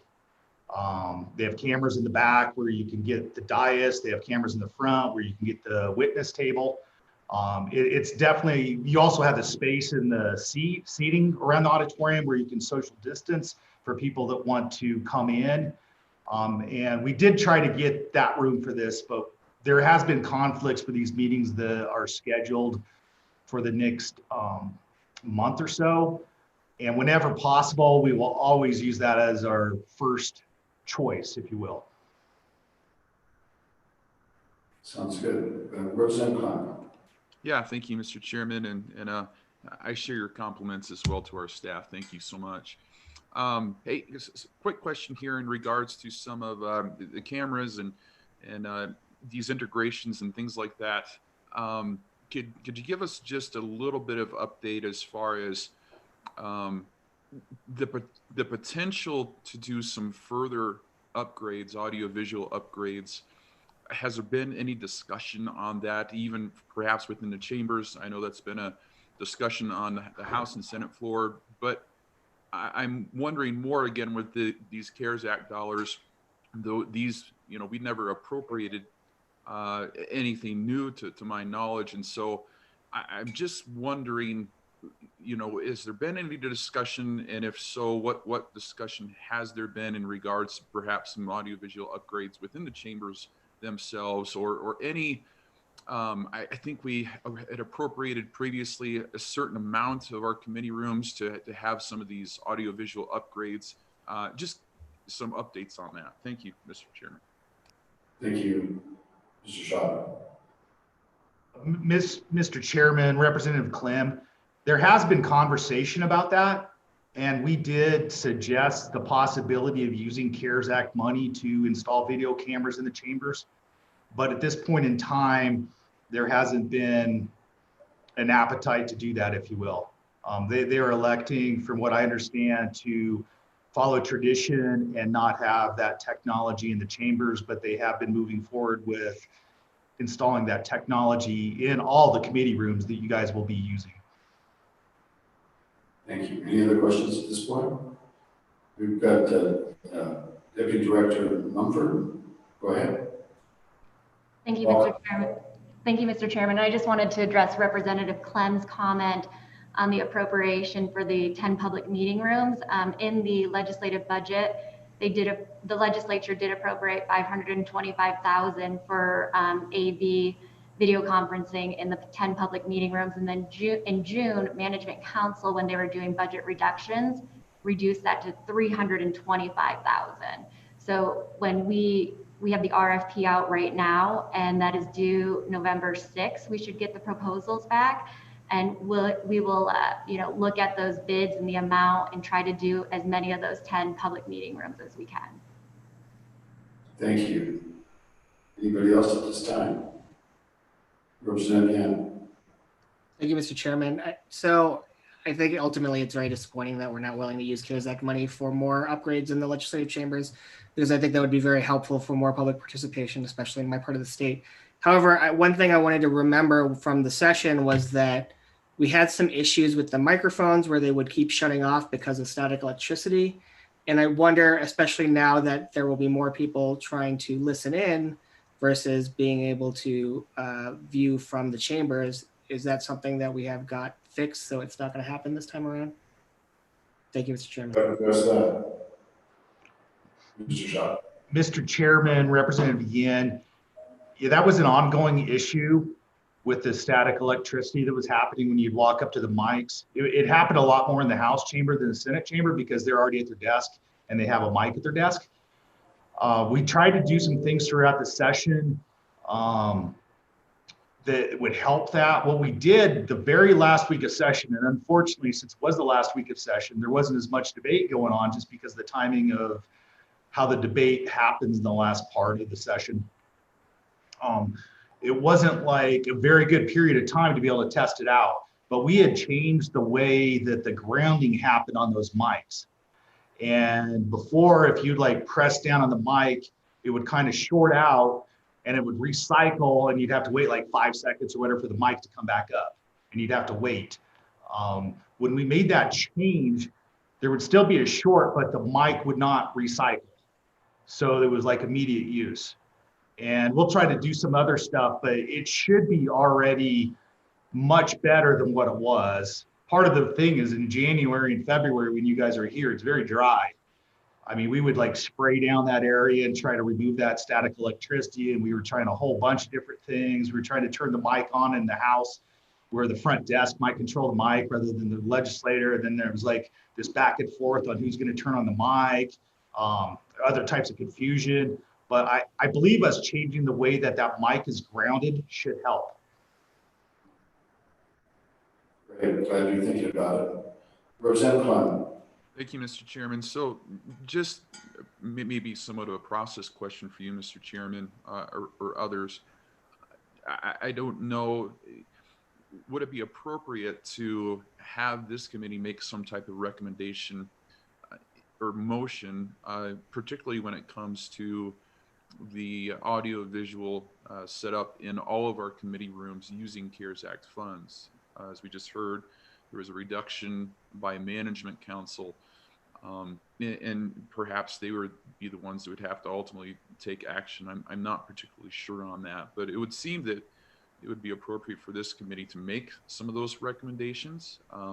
Just your thoughts and comments. Thank you, Mr. Chairman. Thank you, Representative Clem.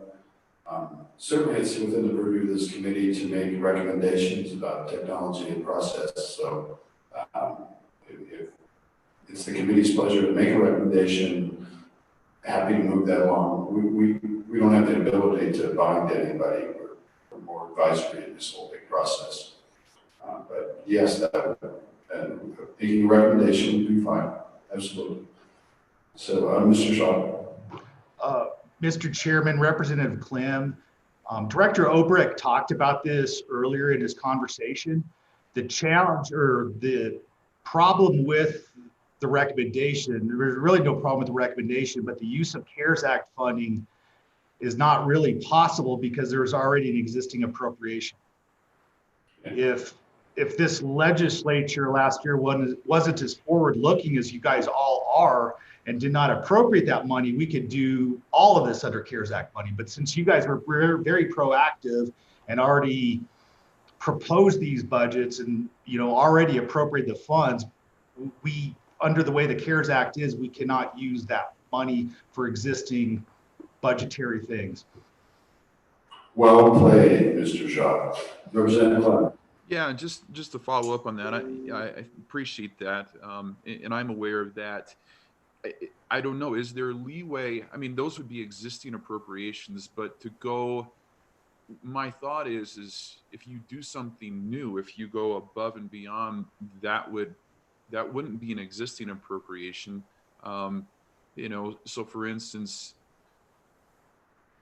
if we were to do more audio visual, set up that equipment in other rooms that it wasn't under the original appropriation, would those qualify for CARES Act funds?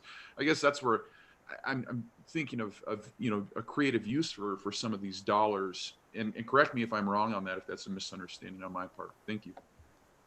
Thank you, Representative Clem. We'll hear from Ms. Mumford.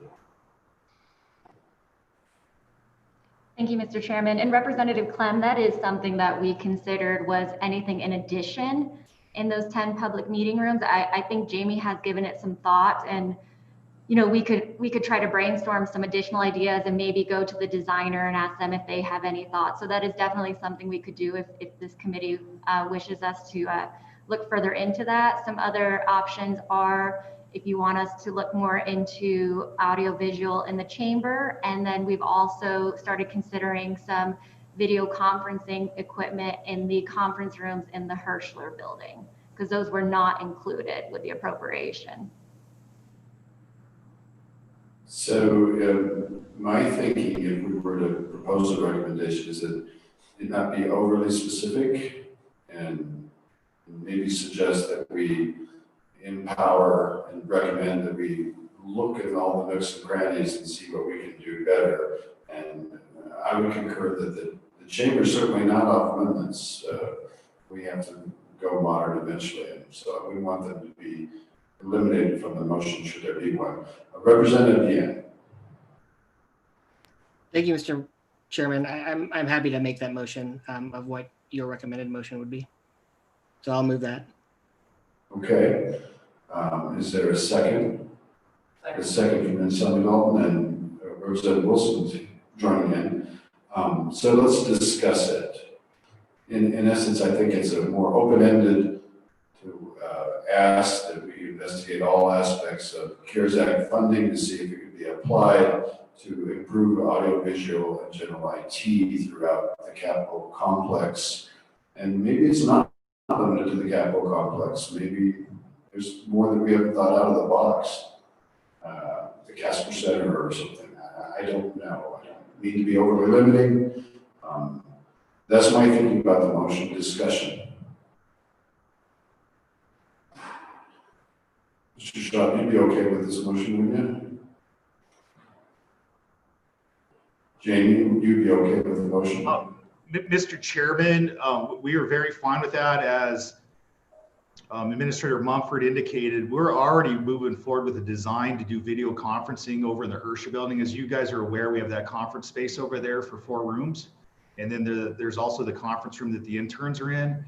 And we're planning on moving forward with those 5 rooms. So there's video conferencing capabilities in all that space. And then we would have that ability in every single one of the conference rooms we have in this complex. There's also things, I mean, obviously you could do the chambers. If you make that recommendation, it wouldn't be your call of the committee, but we could pass that on to management council and they could have that conversation. Yes, and I think a very important piece of recommending about the chambers is some thoughts from the chief clerks at both houses who are with us today. If you would be comfortable with us recommending that we explore that. It's not our call, it's always management council, but what are your feelings about it, if you don't mind? And I don't mean to put you on the spot, you don't have to if you don't want to, but I'd love to hear from you. I see Senate Chief Clerk. Go ahead. Thank you, Mr. Chairman. We believe that, you know, opening up the process to more participation, to more technology is a good thing, but it's been the custom and tradition to keep that out of the chamber. So certainly we would want management council and the members to make that decision. Thank you so much. I think House Chief Clerk, welcome. Good morning, Mr. Chairman. I would also just reiterate what the Senate Chief Clerk has said, that we welcome any changes that would be presented to us, and we will work with anything, but it is up to the Management Council and the leadership to decide those matters for us. Well, thank you very much. You're very gracious. I've got somebody knocking on the glass. Representative Wilson. Thank you, Mr. Chairman. Just the collection of possible jokes about these little glass boxes is just overwhelming. Mr. Chairman, I would offer too that we might want to add language, and granted that this is only a recommendation that may or may not carry any action later on, but thinking in our previous discussion about how session might happen, I would suggest that we throw into the mix the ability to look at enhancing video conferencing capability in, whatever places might be under the control of the state or some suitable thing. And the reason I think of that is not this interim, but the previous interim. I very enthusiastically offered the Labor Committee's meeting in Riverton to be one of the recorded meetings. And we had it at the community college thinking, well, they'll be all ready to broadcast and that would be a suitable location.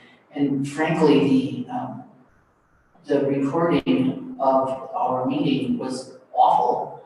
And the room was really set up so that a professor speaking in mics could talk and people could hear that person, but it was really not designed for broadcasting across the state, even though I had been thinking, well, the community college would be a great location.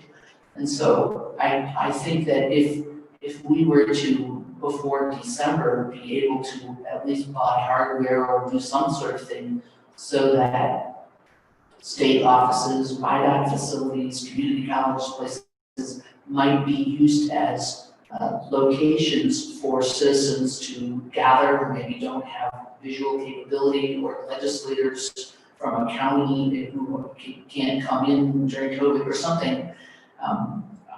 Why not throw that into the mix? Thank you very much.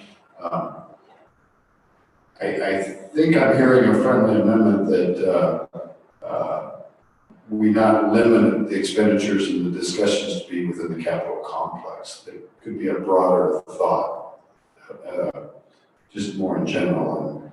And my question is to the maker of the motion and the seconds is that would be friendly. Friendly from the maker, friendly from the seconds. So I think we could write that recommendation just a little bit more broadly. Staff, do you think you understand the recommendation? And then I see Senator Steinmetz, but Deputy Director Mumford.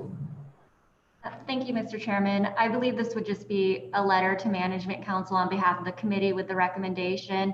And then for Representative Wilson's, broader recommendation, maybe that Management Council recommend to the governor to consider that for, if it's a non-legislative space. Does that work for you? We're good with that if all the rest of the folks on the motion agree. Senator Steinmetz, you had a question? Thank you, Mr. Chairman. I just have a question to first ask you, how much of this can you get done if the money has to be expended by December 30th? How much do you have on your plate now with everything that's going on, and how much can you really get done? And I'm not opposed to leaving it open-ended so that you can accomplish as much as you can, but I also don't want to overburden you. And I realize it's just a recommendation, but could you just kind of tell us how much, leeway you've got there to work with that you could maybe implement in that time period? Thank you, Mr. Chairman. Thank you, Senator. Anybody like to address that question? Deputy Director Mumford. Thank you, Mr. Chairman, Senator Steinmetz. Yes, I think we are running out of time for a lot of these projects. Our priority right now is to get the video conferencing set up in the 10 public meeting rooms. That is not CARES Act funding, but we are trying to do that by the end of the year so it's ready to go for the legislative session. With Hirschler One West, we have spoke to the designers, and if we can get moving on that right away, we are hoping to have that done by the end of the year. But yes, adding additional projects will make it harder, but we are happy to, attempt to get these done because we do understand how important it is. Yeah. And it might be, supposing it came down to we were able to buy the equipment and spend the dollars for the equipment, but we weren't able to install it. Well, that's at least a step in the right direction, those kind of steps. All right, I'm detecting we're kind of ready for a vote on this. I'm hearing a question. All those in favor, please raise your hand. And any opposed? Everybody in the room? Looks like we got that. So that's our recommendation. And thank you very much. Mr. Schwab, do you want to continue with your list? Is there more stuff? I see there's more stuff on the list. Mr. Chairman, just to add just a couple details about this RFP. The questions have already passed the deadline. We had a mandatory pre-proposal conference that vendors had to participate in, so they had an understanding of what the installation was. We did put in the RFP that our expectation of having this project done by December 31st. And 3 vendors participated in that meeting like a week or so ago. And the deadline to submit these bids is November 6th. So we are on a tight timeline on this project, and we'll do our best to get it done. We know you will. Thank you. Okay, how did we want to go the rest of the agenda items under number 7? Ms. Mumford. Thank you, Mr. Chairman. I was going to ask Anthony to come out to kind of give an update on the room management and wayfinding RFP. Excellent. Let's do that. Mr. Sarah. Thank you, Mr. Chairman. Ms. Matson is back as well. I think she's going to provide kind of an overview of what Oversight's thought was behind the wayfinding and digital room scheduling project was, and then I'll provide some updates on where we're at with that RFP. Okay, excellent. Thank you, Ms. Matson. Thank you, Mr. Chairman. Just for background on what the project provided, the Oversight Group was very interested in the idea of digital wayfinding and room management systems, and essentially what those are, and you've probably seen them in a lot of hotels and conference centers, is you come into a building, you can find where a meeting is at, you look at a screen, you can sometimes see what we call departure boards, which may list on a screen all of the different meetings occurring at a time in a building. Our IT staff stood up a version of this last session where you could see on a couple of screens where all the meetings were located. The higher tech way to do this is you can actually see a virtual map on screen, and if you're not familiar with the building, it will guide you to the location. And the reason the Oversight Group was interested in this is because the concept of the Capitol and the Capitol Square expanded as part of this project. So we now have meeting rooms on 3 different floors of the Capitol throughout the extension, as well as elected officials over in the Herschler building. And so there was a desire to be able to help the public orient themselves better. So that's the concept of the wayfinding. It can also be used for visitor services. It can be used for emergency notifications or any types of notifications in the building. As well as then at the room level, it can show you more information about what is occurring in a meeting room. And Oversight Group's concern was we used to tape meeting notices all over the doors and walls outside of a room. And so their goal was to look at a screen that you could find all the information about what bills were being considered in that meeting room. They had a lot of debate about whether or not these would be mounted in walls. They ultimately decided to just provide power and data. And the goal is that these devices would be mounted either on a credenza or on a floor stand so that they do not impact the architecture of the building. And there was channeling done throughout the Capitol as well as the Capitol extension to provide for the eventual installation of these systems. And one more note, the project concluded, Oversight's term concluded before this was finalized, but Management Council elected to include funding for this project in the feed bill. And I'll turn it over to Anthony to give you a status on where we're at now. Okay, Mr. Sarah. We have received 7 RFPs back from different companies, and LSO is currently in the process of reviewing those RFPs. And we will be scoring those and selecting a vendor here in the next several weeks. We hope to have somebody on board in November. This is a project that we hoped to do this interim, but unfortunately with COVID, the special session and everything else we've been talking about today, it's one of those things that kind of got put on the back burner. So it's unlikely that this really you'll see much from this project for this coming session, unless the session does get delayed and we start later next year, then we'll obviously have more time to work on this. But you probably won't see much from this project this coming session. It's possible when we get somebody on board that maybe we can take care of some low hanging fruit and get something stood up before the session. But we'll at least have somebody on board and get familiar with our process, what a session looks like. And then we'll really get going on this project likely next spring. It'll include all of our public meeting rooms, tablets outside of all of our public meeting rooms. So the 6 in the extension, the 2 in the west wing of the Capitol, the historic Supreme Court JAC, and then we'll have what Wendy was talking about, these flight departure boards, if you will, throughout legislative space in the Capitol and Capitol Extension.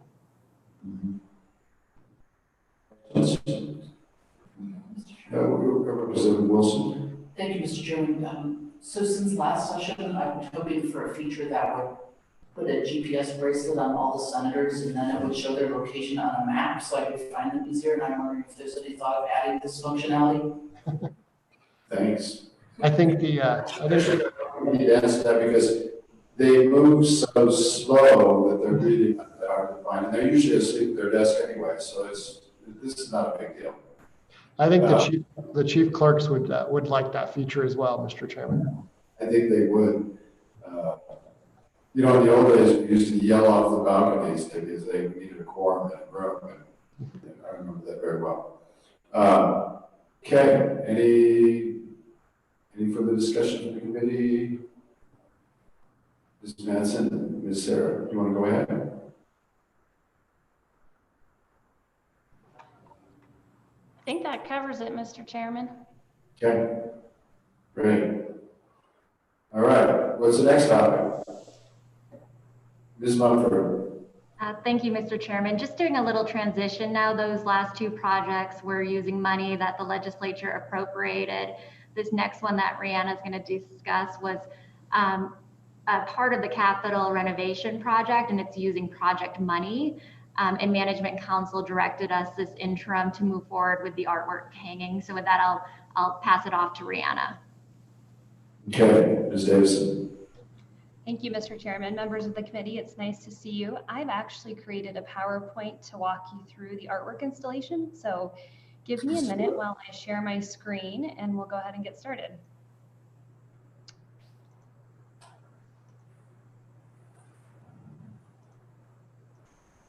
Okay, members of the committee, can you see my PowerPoint okay? We certainly can. Okay, we'll go ahead and get started. So as Anna indicated, in December of 2019, the Oversight Group approved this composite placement plan, and then Management Council in August of 2020 also approved this this composite placement plan, which locates the composites based on the era of the building, which will help tell interpretive stories not only of the history of the building, but also of the history of the legislature. So as Anna indicated, the Capitol Square project has funding to hang the composites, and they've started hanging them, and they're almost wrapped up, and so you'll get to see where they are today. And then also wanted to give you kind of background knowledge that the Oversight Group also approved an artwork placement plan that includes leaving those main corridors on the 2nd and 3rd floor of the Capitol unadorned so that the public can enjoy that trompe-l'oeil decorative paint. So that also reduces the areas in which the composites can actually be hung in the Capitol proper. But the good news is that more composites are hung in the Capitol proper. So let's go ahead and take a look at those. So the first composites that I'm going to show you today are the territorial composites. So we have 6 territorial legislative composites, and those are hung in the 1888 territorial chamber. So that is the LSO main office. So as you'll see from this slide right here, this is looking at the Capitol to the north. So these are the 2 oldest legislative territorial composites. And as you can see, they're just exquisite and match the wood just beautifully. So these are the 6th and 7th assemblies. And this room, as indicated, as I told you, just has a total of 6. So here is looking down Capitol Avenue to the south. So those are the 2 smaller ones. And like all the composites are slightly unique. And then these next 2 slides showcase just a close-up again. I'm not looking at these, you guys. I just want to put that out. I'm sorry, Mr. Chairman, I couldn't hear you. Could you please? Ms. Davidson, I was just pointing out that I am actually not in any of these composites. Okay, I will continue going. I'm still having a little hard time hearing you, but I'll continue going. Very sorry. Yeah. Okay, so here is also a close-up of one of the composites on the west side of that room. So they turned out really beautiful, and we're really pleased with how they look. So the 18, I'm going to move on to the early statehood composites. The early statehood composites from 1890 to 1915 are hung in the second floor chambered lobbies, along with the current composite in each respective chamber. These are the oldest composites, and they have the most ornate frames. And those are kind of artifacts within themselves. And they're also are going to help absorb the sound in the House and Senate lobbies to address some identified acoustical issues. So let's go ahead and take a look at the House lobbies. So if you'll see, as indicated, the most current composite is on the left, and the oldest 1890 composite is in the right, and then the composites then move clockwise around the room. And then to complete that era of the building, we were able to get the 1913 and 1915 composites in the elevator corridor, which is a great place because it can help tell the interpretive stories of that 1913 year in which the House and Senate Republicans and Democrats each took their own composites, and then that kind of unique ripped composite in 1913. So this is right in that elevator corridor. So transitioning to the Senate composites, once again, we were able to get the 1890 to 1915 Senate composites in the Senate lobby. Very similar to the House, we have the most current composite on the left, the 1890 composite on the right, and then the composites once again move clockwise around the order of the room. So here's a look at some of those ornate frames. And then once again, they kind of greet you once you get off the elevator, and they wrap up with 1915 in that elevator corridor. So moving on to the 1917 to 1980 composites, those are actually located in the third floor galleries. And by locating the oldest composites in the Capitol, there will not be a need to move the composites every 2 years, and they'll hang permanently. So let's go ahead and take a look at the House composites in the House gallery. So as you can see, this would be entering the gallery on the third floor. As you can see from the doorway, you can start to see where the composites are hung.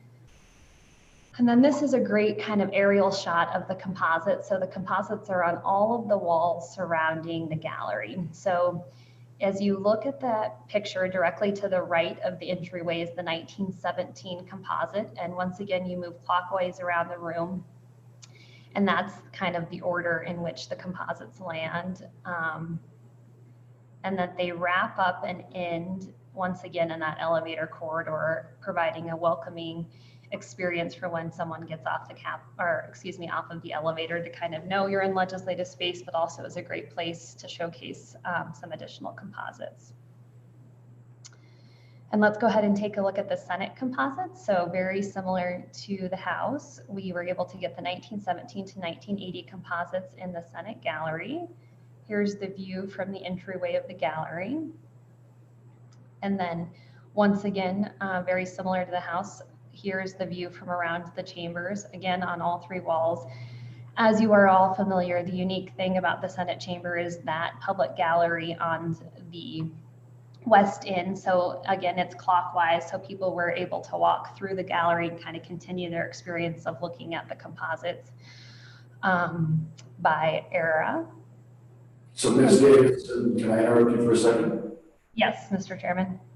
Just want to point out that 1980 would have been Senator Scott's first composite. So that's kind of historic right there. That's kind of neat. Yeah, that's great. And I don't know if you guys can see it zoomed in, but yep, that right here off that elevator corridor, again, ends with the 1980, which is neat. So that wraps up that era of the building, and that transitions us to the Capitol extension where the most recent composites are going to be hung in the corridors adjacent to the auditorium on the respective sides of the Senate and House. So a couple notes about this. Prior to leaving the Capitol in 2015, the legislature had actually run out of wall space to display the composites. So we were at capacity. So this is one of the reasons as to why this recommendation was approved. The extension allows for the majority of the composites to be hung for future growth, and also allows for future opportunities of more of an in-depth interpretive experience. So also what the oversight group discussed in great detail was the interpretive exhibit plan, and what that would look like is, and as you guys all know, that's not funded right now, but there's been discussion about digital kiosks being funded so that a member of the public would be able to type in a member's name or a district or something, and the screen would pop up and then indicate where that member is located. So that the extension really lends itself to that kind of interpretive planning. And then additionally, with visitor services, all of the tours begin in the Capitol extension. And we piloted this program this last legislative session with school groups and large groups, and that worked really well with touring the facility through the extension and the garden level, and then making your way up the building. So the great thing about this opportunity is it allows the public to kind of view the most recent composites at the beginning of their tour, which is neat. So let's go ahead and take a look at the 1981 to 2018 House composites in the extension. So these composites, as I mentioned, are located on their respective sides. So the House composites are located on the east side of the building, right to the exactly right of the statues. So here's where they look. So this is the hallway that is outside of the Student Learning Center and the Visitor Center and the Media Center. So this is a heavily utilized space during session for public groups. So as you kind of see, they start with 1981. They wrap at the end of the hallway, and then this next photo shows, not great, but how we have that entire wall for future growth. So taking a look at the Senate side, so the Senate composites in the extension are located on the west end of the Capitol, and these composites are located outside of L53 and L54. That's the room where most of your legislative breakfast or lunches events are held. So again, a very populated area. So once again, it starts with 1981 on that further west side, and then wraps all the way down the hallway. And then you can kind of see this better in this image, you have that further hallway all the way for future growth. So I'm going to move on to the other parts of the artwork installation. Does anybody have any questions, or do we want to take questions at the end? Let me just look at everybody. I don't see any questions right now, so go ahead. Okay. So the next area of the artwork is the Stimson collection. And so for kind of some background, the Stimson pieces hung in L54 and then JAC at Jonah, and I'll show you some information. But I was actually doing a little research on Joseph Stimson, the artist of these prints, in preparation for this meeting, and he has just a great Wyoming history story. So if you'll just indulge me a little bit, I'll give you guys a little history because it's really neat. He was actually born in Virginia in 1870, and in 1889, he made his way to Cheyenne and began making portraits in Cheyenne, and his reputation grew as a scenic photographer. And he was commissioned by the state of Wyoming to provide 500 Wyoming scenes for display at the Louisiana Purchase Exposition in 1904. So in that time, he traveled for 8 months, taking photographs all across the state, developing them and making prints. And he did this hand coloring, which was a skill that he employed before the advent of color film. So in the decades of his career, he continued to photograph not only in Wyoming, but the surrounding states. And then in 1953, Governor Barrett arranged for the state to buy the collection of his pieces, which includes more than 7,500 photographs on glass plate negatives. And so the prints today that I will show you are from those negatives, and they are hanging in the 1880 offices on the second floor. So here is Yellowstone Falls and Yellowstone National Park, very iconic of Wyoming. And then this photograph displays Devil's Tower and the Ayers Natural Bridge in Douglas. And then this office displays what we would presume up to your neck of the woods, Mr. Chairman, but probably with the Native American tribes. And so these collections, these pieces are all different, and which is really neat. And they're all located, as I mentioned, in those 1888 offices on the second floor. I believe that's a photo of Chief Washington. That's what I've always been told. Oh, interesting. That's really. He's the standing figure. That's what I've been told, and that's at Fort Washington.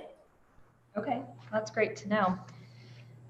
So transitioning to the black and white historic prints. So for context, once again, originally these, through kind of the Legislative Facility Committee, these prints originally hung in the standing committee rooms prior to the Capitol restoration and were curated based on committee topics. So that's why we see maybe a lot of mining prints or transportation prints. And then most recently they had hung in Jonah throughout the entire space. And now they have a permanent home and staff offices, kind of continuing with the continuity of staff being able to tell the history of Wyoming and all places across the state.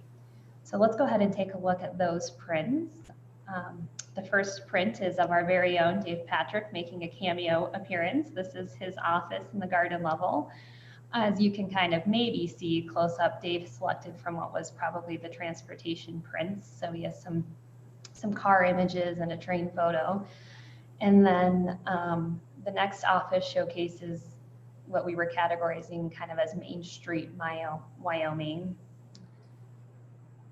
And then this office showcases how the pieces will be hung in the second and third floor offices. So on picture rail with that one loop, because that was the historic way or process in which photography was hung in the building. So that showcases that hanging mechanism.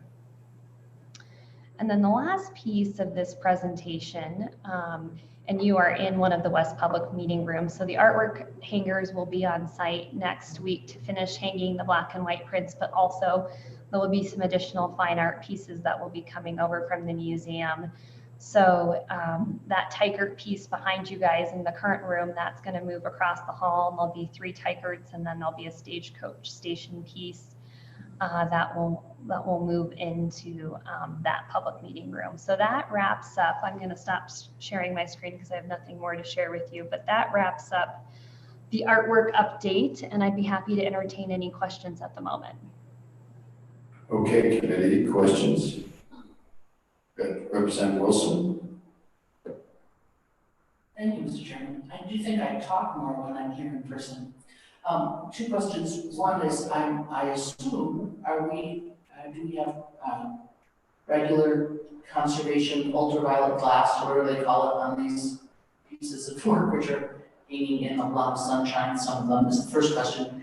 And the second one is, because I hadn't really realized the origin of this whole 7,000 some collection, is there any thought being given to maybe producing some sort of book on a collection of all of this? I mean, it seems like it has not just value for people that want to buy and look at a couple of pictures, but I mean, it does seem like to have a published version of this collection would be significant. So Ms. Davison, I might jump in a little bit. So the collection is in the State Archives, and it's accessible. It's actually accessible online, and you can get prints of all this. Wyoming citizens can do that, and they are absolutely marvelous. I don't know if there's a complete book, but I believe they've worked very hard to get this stuff online. And because they're archival, they have their specific rules about how everything is done. And it's not exactly our decision, but Ms. Davison, you're welcome to tag on. I hope I didn't butcher that. Yeah, Mr. Chairman and Representative Wilson, to your first question, Representative Wilson, there is what's called glazing or protective glass placed over the pieces that are in the West Public Meeting Room. So the project was able to cover the expense of that, to your point, to not be ruined by sun. So those pieces are protected. And then to your second question, that is a great idea, and that will be included in a future, some of this artwork interpretation will not only be included, hopefully in a future artwork, in an interpretive plan, but also in a brochure about touring the Capitol and different things to see on your visit and kind of the history about those pieces. So certainly really important to include that because it's so neat to share those stories of Wyoming with all of our visitors. So yes, that's something we will work on, including in an updated Capitol manual. Okay, anybody else? Anybody else? I have a odd artwork question. It deals with the mural in what we used to call 402, 302. And that is the mural that depicts Wyoming. And so that mural, a few years ago, the legislature actually considered contacting the artist, which we did. And if you go look at that mural, this is kind of been a pet peeve of mine, but it's a fairly dated piece of art. It's significant, of course. But if you look at that mural that depicts Wyoming, there is not a single Native American element in that depiction. And I spoke to the artist personally about that. He really would like to do that. It's kind of an insult. We used to hold the tribal relations committee meetings in that room, and we bring the leaders of both tribes down. And they look, and it's got the mining, and it's got the agriculture, it's got the pioneers, it's got the university, it's got the Capitol. It doesn't have anything about the people that occupied Wyoming for most of its history. So anyway, there was a movement at the time, and I believe it actually passed the legislature to commission the artist to make that change. And it was a big deal. It went all the way through archives because it is archival and you mess with an archive.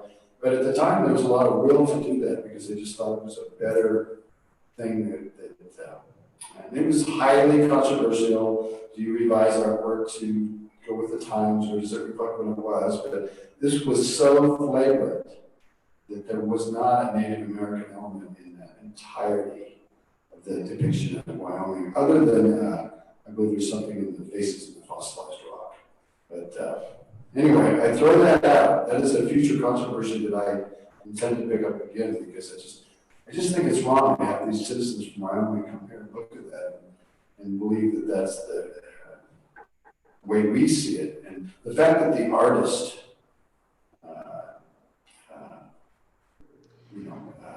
totally agrees and wants to participate. So has anybody ever talked about that again, or does that just get? It was put on hold because of the Capitol renovation. I think Ms. Matson, she's flicking away here. Maybe she'll jump in.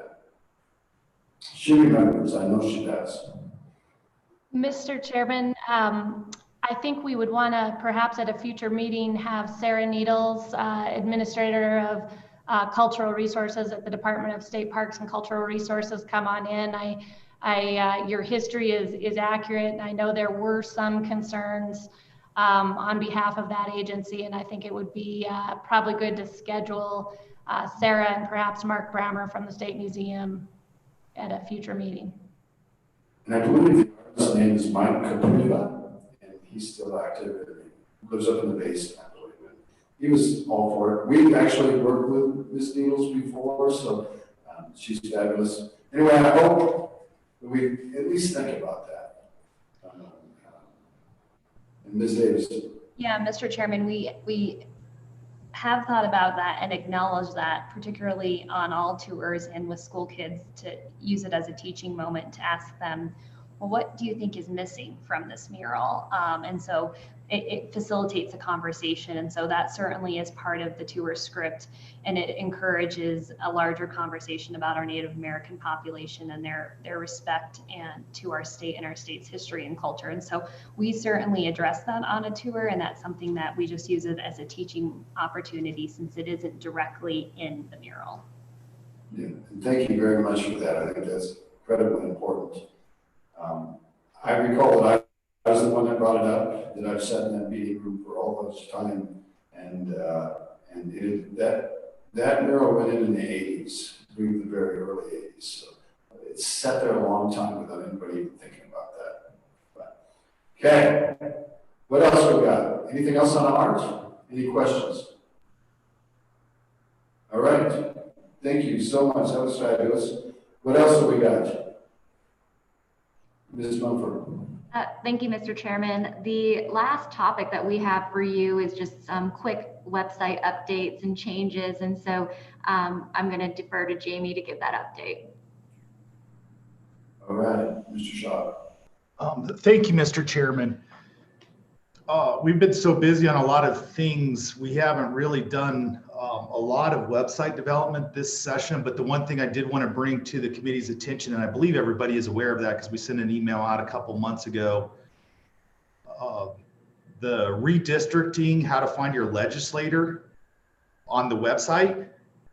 It was very kind of impractical and it looked old and didn't like work like what everybody's used to on their phone, where you can scroll in and like see some, well, it just did not work like what everybody was used to. You'd have to draw a picture and like zoom in, and the colors were kind of funky and everything. And we had contacted Maptitude, who helped us with their software, helped us with the whole redistricting 10 years ago. And we have their product on our website. And this was about a year ago, we had proposed these changes to them. And I think after we had this conversation with them, they thought on their own end, if we want to have a marketable product for these states to use their product in the upcoming redistricting, we need to upgrade our own product. So they took probably like 85 to 90% of our ideas and incorporated it onto the website. And we introduced that back in August, about a week or so before the primary. And we've received some favorable feedback on that. It's much easier to find out who your legislator is if you're in the public and want to know who your state senator is, who your state representative is.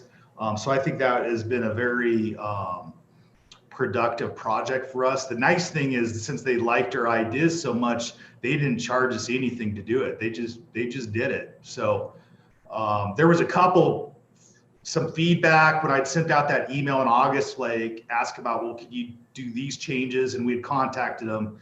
They were kind of at their end of doing upgrades for us. And they said, well, we could do that on an hourly basis. So we have elected not to pursue any more enhancements. It is definitely much better than what it was previously.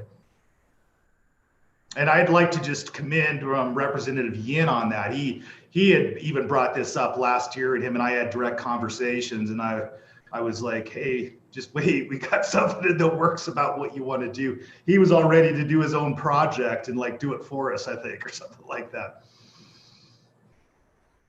Thank you. Thank you, Representative Yin. Thank you, Mr. Shaw. I don't have a lot of other things really to go over with, but just some miscellaneous IT things that we've been working on in the interim, so you're aware of, is we've been working with the chief clerks on getting a new voting system for us. The roll call system that they've been using in the chambers was built around like 2000 or something like that. It's like 20 years old, very archaic. So we've been working with them on redoing that voting system where it's more integrated with our bill tracking and drafting system. So it'll make it much easier when actions occur on the floor of votes, that we can more automate the process of creating the digest with maybe less manual intervention, where you have a result of a vote and that would record that action within our voting system or within our tracking system. So it would go out to the website almost immediately as soon as that vote closes. It should be a lot more accurate because you don't have the intervention with the staff member of integrating or importing that data. So that's one thing we've been working on. With the rewrite of that system, you guys were all talking about what's future with this too. That's not it's going to help out the whole process. If we ever want to go in the direction of remote voting, if people are not in the chamber during session because of whatever happens with quarantine orders or whatever, it would make it easier to do that work in the future on what we're doing right now. So there are some more possibilities we could do on enhancements. Right now, our focus is on just taking care of it and getting what we currently have ready for this session. And we're in the testing process on that right now. And we've got the clerks, just got this installed, at least on the Senate side. Both the chief clerks on both the House and Senate are going to start fully testing this, get their ideas, incorporate that into what we could do to make their lives easier. The one other benefit of this too is it should help us from a technical perspective of reordering on general file. As you all know, we create that calendar the night before, and as the day goes on, there's reshuffling of what bills are going to be heard. And a lot of times what we have on the website does not accurately reflect the order of business that's occurring there.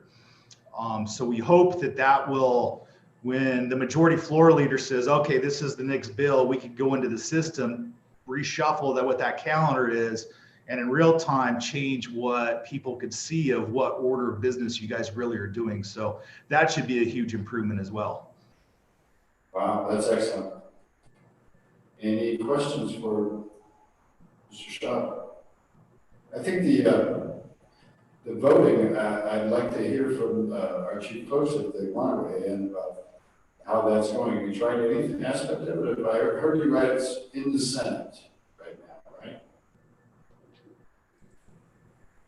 right? Senate Chief Clerk, welcome. Thank you, Chairman. I happened to be in the Capitol yesterday, and Dave was able to accommodate me and get it loaded onto my tablet computer. So I'm going to be doing some testing on that, and then ultimately it will be on my desktop there in the Capitol, and then the roll call system. And the same will be for the House side. I'm not sure what the time frame is, but you know, we had nothing else going on, so we thought we'd try a new roll call system this session. Actually, it's been in the works for most of the year, and we, any of you who requested a roll call from me last year, and you'll notice our assistant was constantly stickering roll calls that would print out of the system because we weren't even able to accommodate the 2020 year change. So that's how antiquated this system was.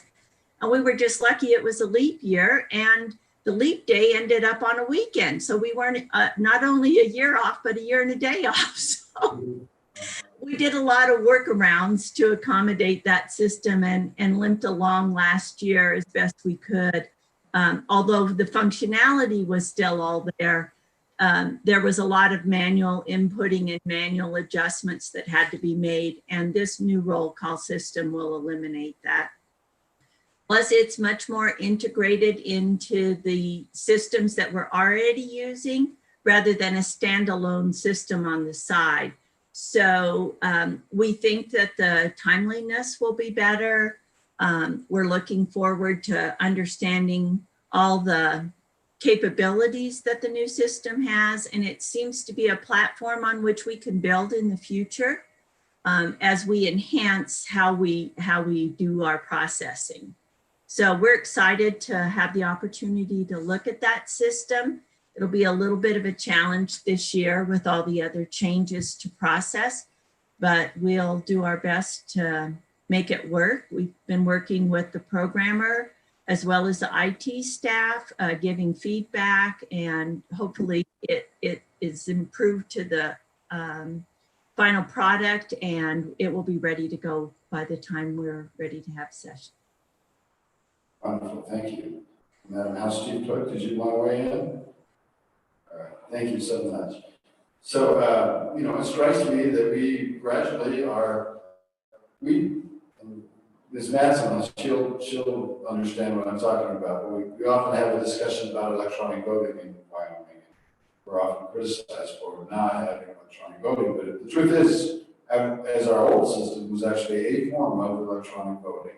was put out to the web, and the information was actually available much more quickly than most states put out the information. If you actually look, they may have a button on their desk, but what the people actually see is Wyoming actually much better. And this is even going to take that another step forward. I know that people criticize the long roll call especially for the House of Representatives, and I suppose we'll come to grapple with that someday. But this preserves that, preserves it in the Senate, and yet makes it available to the public error-proof, because it's whatever the chief clerk puts in is what the public's going to see. So if it's an error, it's going to be the chief clerk's error, but it is just a much better system than the way we've done it before, which is in essence to have it re-put out on the web by someone sitting there at the table. So I say kudos, good job. Any discussion from the committee? Anything else? Ms. Mumford, we're back to you then, right? Mr. Chairman, thank you. I think that's all we had. So, oh, maybe Jamie's not finished yet. Okay, let's go back to Mr. Shaw. I just had two more things just to update the committee. This was kind of referenced earlier, but the whole thing about using CARES Act money, I just wanted to just reiterate that we have purchased monitors for every legislator for their chamber desk. We got a screaming deal on these monitors. They won't even match the price after we do this order. They're like, don't expect to get this price again. But you know, as everybody has their laptop in the chamber, a lot of you have those privacy screens that you put on the laptop. These are 24-inch monitors that actually have a built-in privacy feature in the monitor that it'll be sitting on your chamber desk. You guys don't have a lot of workspace. We didn't go with a larger monitor. I think you're gonna be happy with the 24-inch one, but you would have a monitor, your laptop, and you'll still have a little bit of workspace there. It will take up more space, but as we potentially reduce paper, not eliminate paper, you're gonna find out it'd be very nice to have that second screen to pull up amendments and things like that. As most of you used during the special session, a lot of people did use a second monitor that you previously didn't have that capability when you were back at home. You will have that when you're here in Cheyenne now. So that was CARES Act money that we did that with. The other thing that I'll just add, this isn't necessary for the legislators, but what we did with CARES Act money for staff is as staff are on these Teams calls or Zoom calls, we had an integrated camera in their laptop and they'd already have two monitors on their screen, but every time staff would get on one of these calls, they would have to get their laptop, open it up to be able to participate in the call. So we purchased webcams for everybody on staff that sits on top of their monitor. And we did that and passed those out and distributed them to staff probably Jamie, you're cutting out a little bit. 2 or 3 weeks ago. Can you hear me now?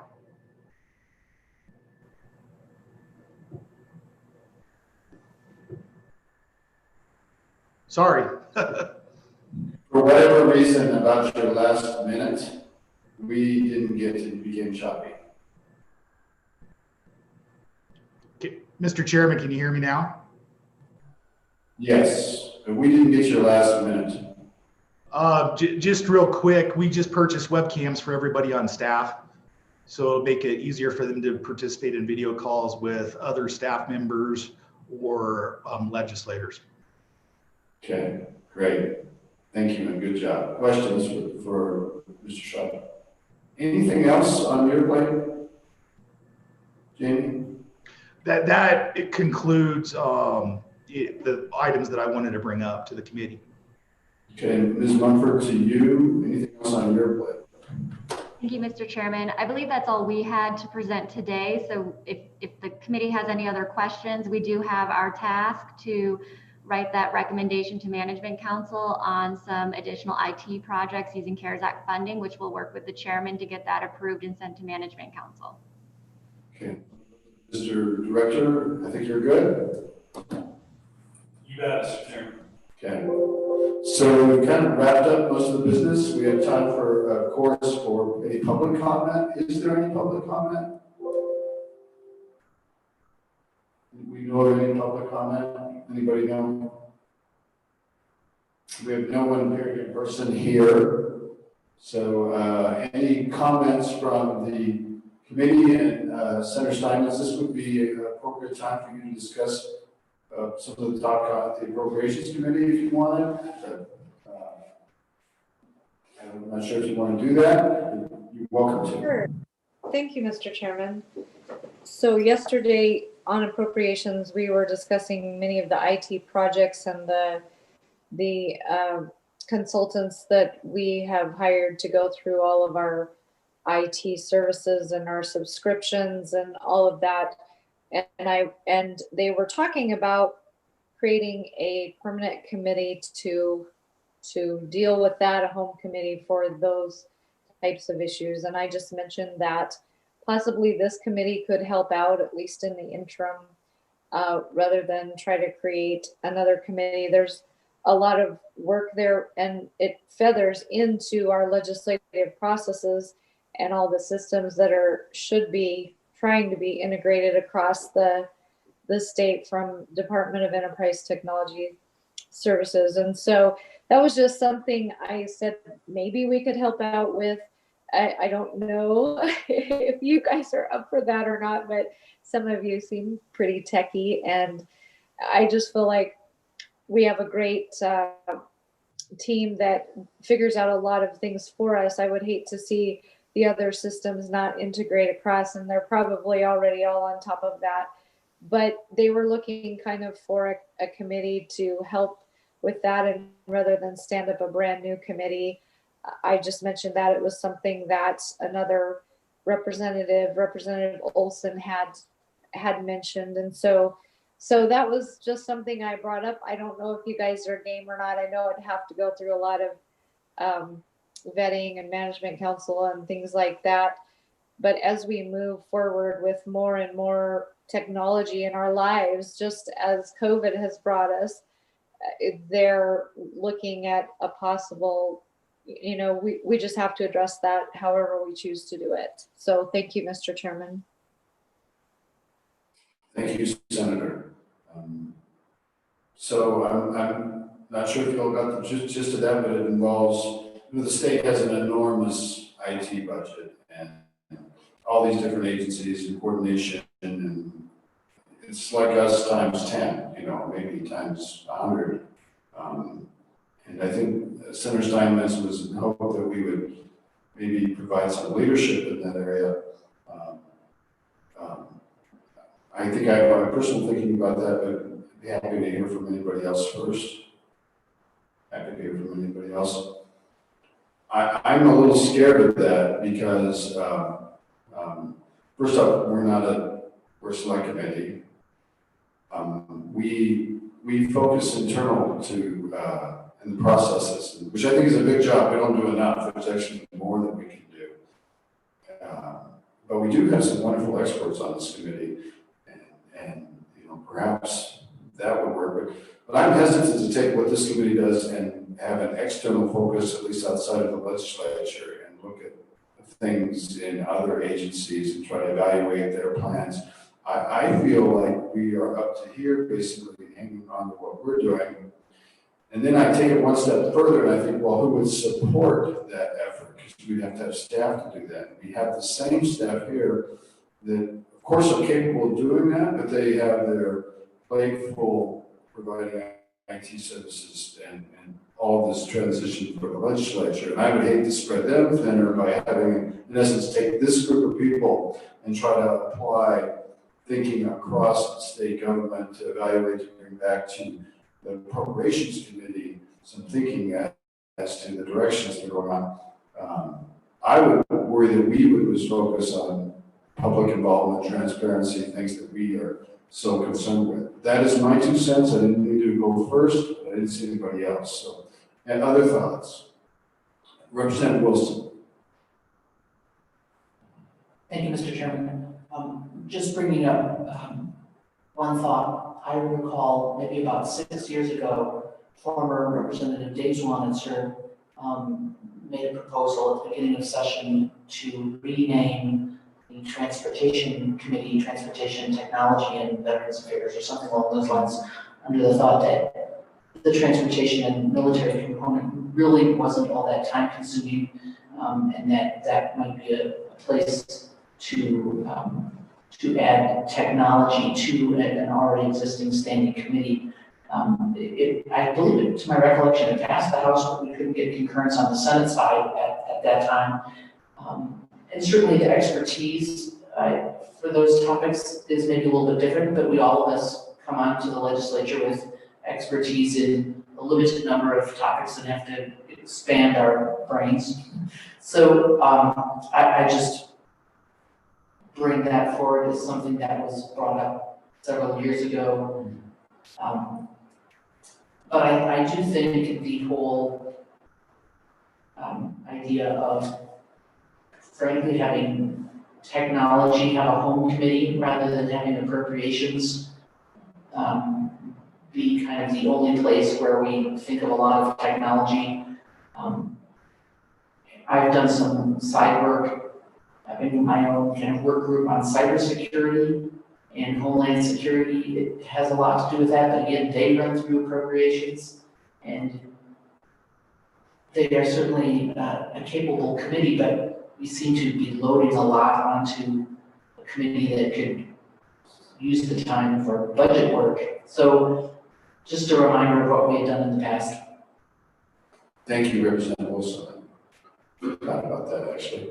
Anybody else have some thoughts about that? Anybody else? I think, back to you, Senator Simons. Sounds like we're going to keep mulling this over, but we're back to you. No, I'll just round it out. I may have spoken out of turn, but it was rather than create a whole new committee, and I like what Representative Wilson mentioned, so maybe that would be something for them to look at going forward. There's a lot to grapple with, and I'm sure that we'll be well equipped to handle it for this year, but it's just something we should be probably thinking about for the future as we deal with more and more technology in our lives. So thank you for just accommodating that, Mr. Chairman, and it's been great working with all of you today. Thank you. And for you always hear from you guys, for you new members, I'm grateful to have you all on board. This committee has a lot to do, actually, just to keep the pulse on the way the legislature operates and the public's involvement and the public's ability to participate, and technology being the platform that unites us all. There is no other legislature in the country that does as much with so little as we do. And just one more kudos to the staff. I don't know if you knew it, but that whole bill drafting system, some of you are so new that you don't know the old system, which was a couple of decades old, and they rebuilt that system in-house. I mean, it's created a new one. And it's an incredible accomplishment that no other legislature has done. So I think we've got the best all the way around. I just would worry if we were to, everybody here is capable of helping the state and helping the appropriations committee, but I would worry that we would lose sight of what I think is really important. And that's our own work of reaching out to the public. So are there any other comments? Did we get any public, if we got a public comment request or any final comments from the members? Or of course our staff and our able chief clerks? Anything? I'm not seeing anything. I want to thank Mr. Co-Chairman. He stuck me with doing this part of the committee work today because he's actually doing the IT part. So he's been running it. So thanks to him for doing that. Thanks to all of you.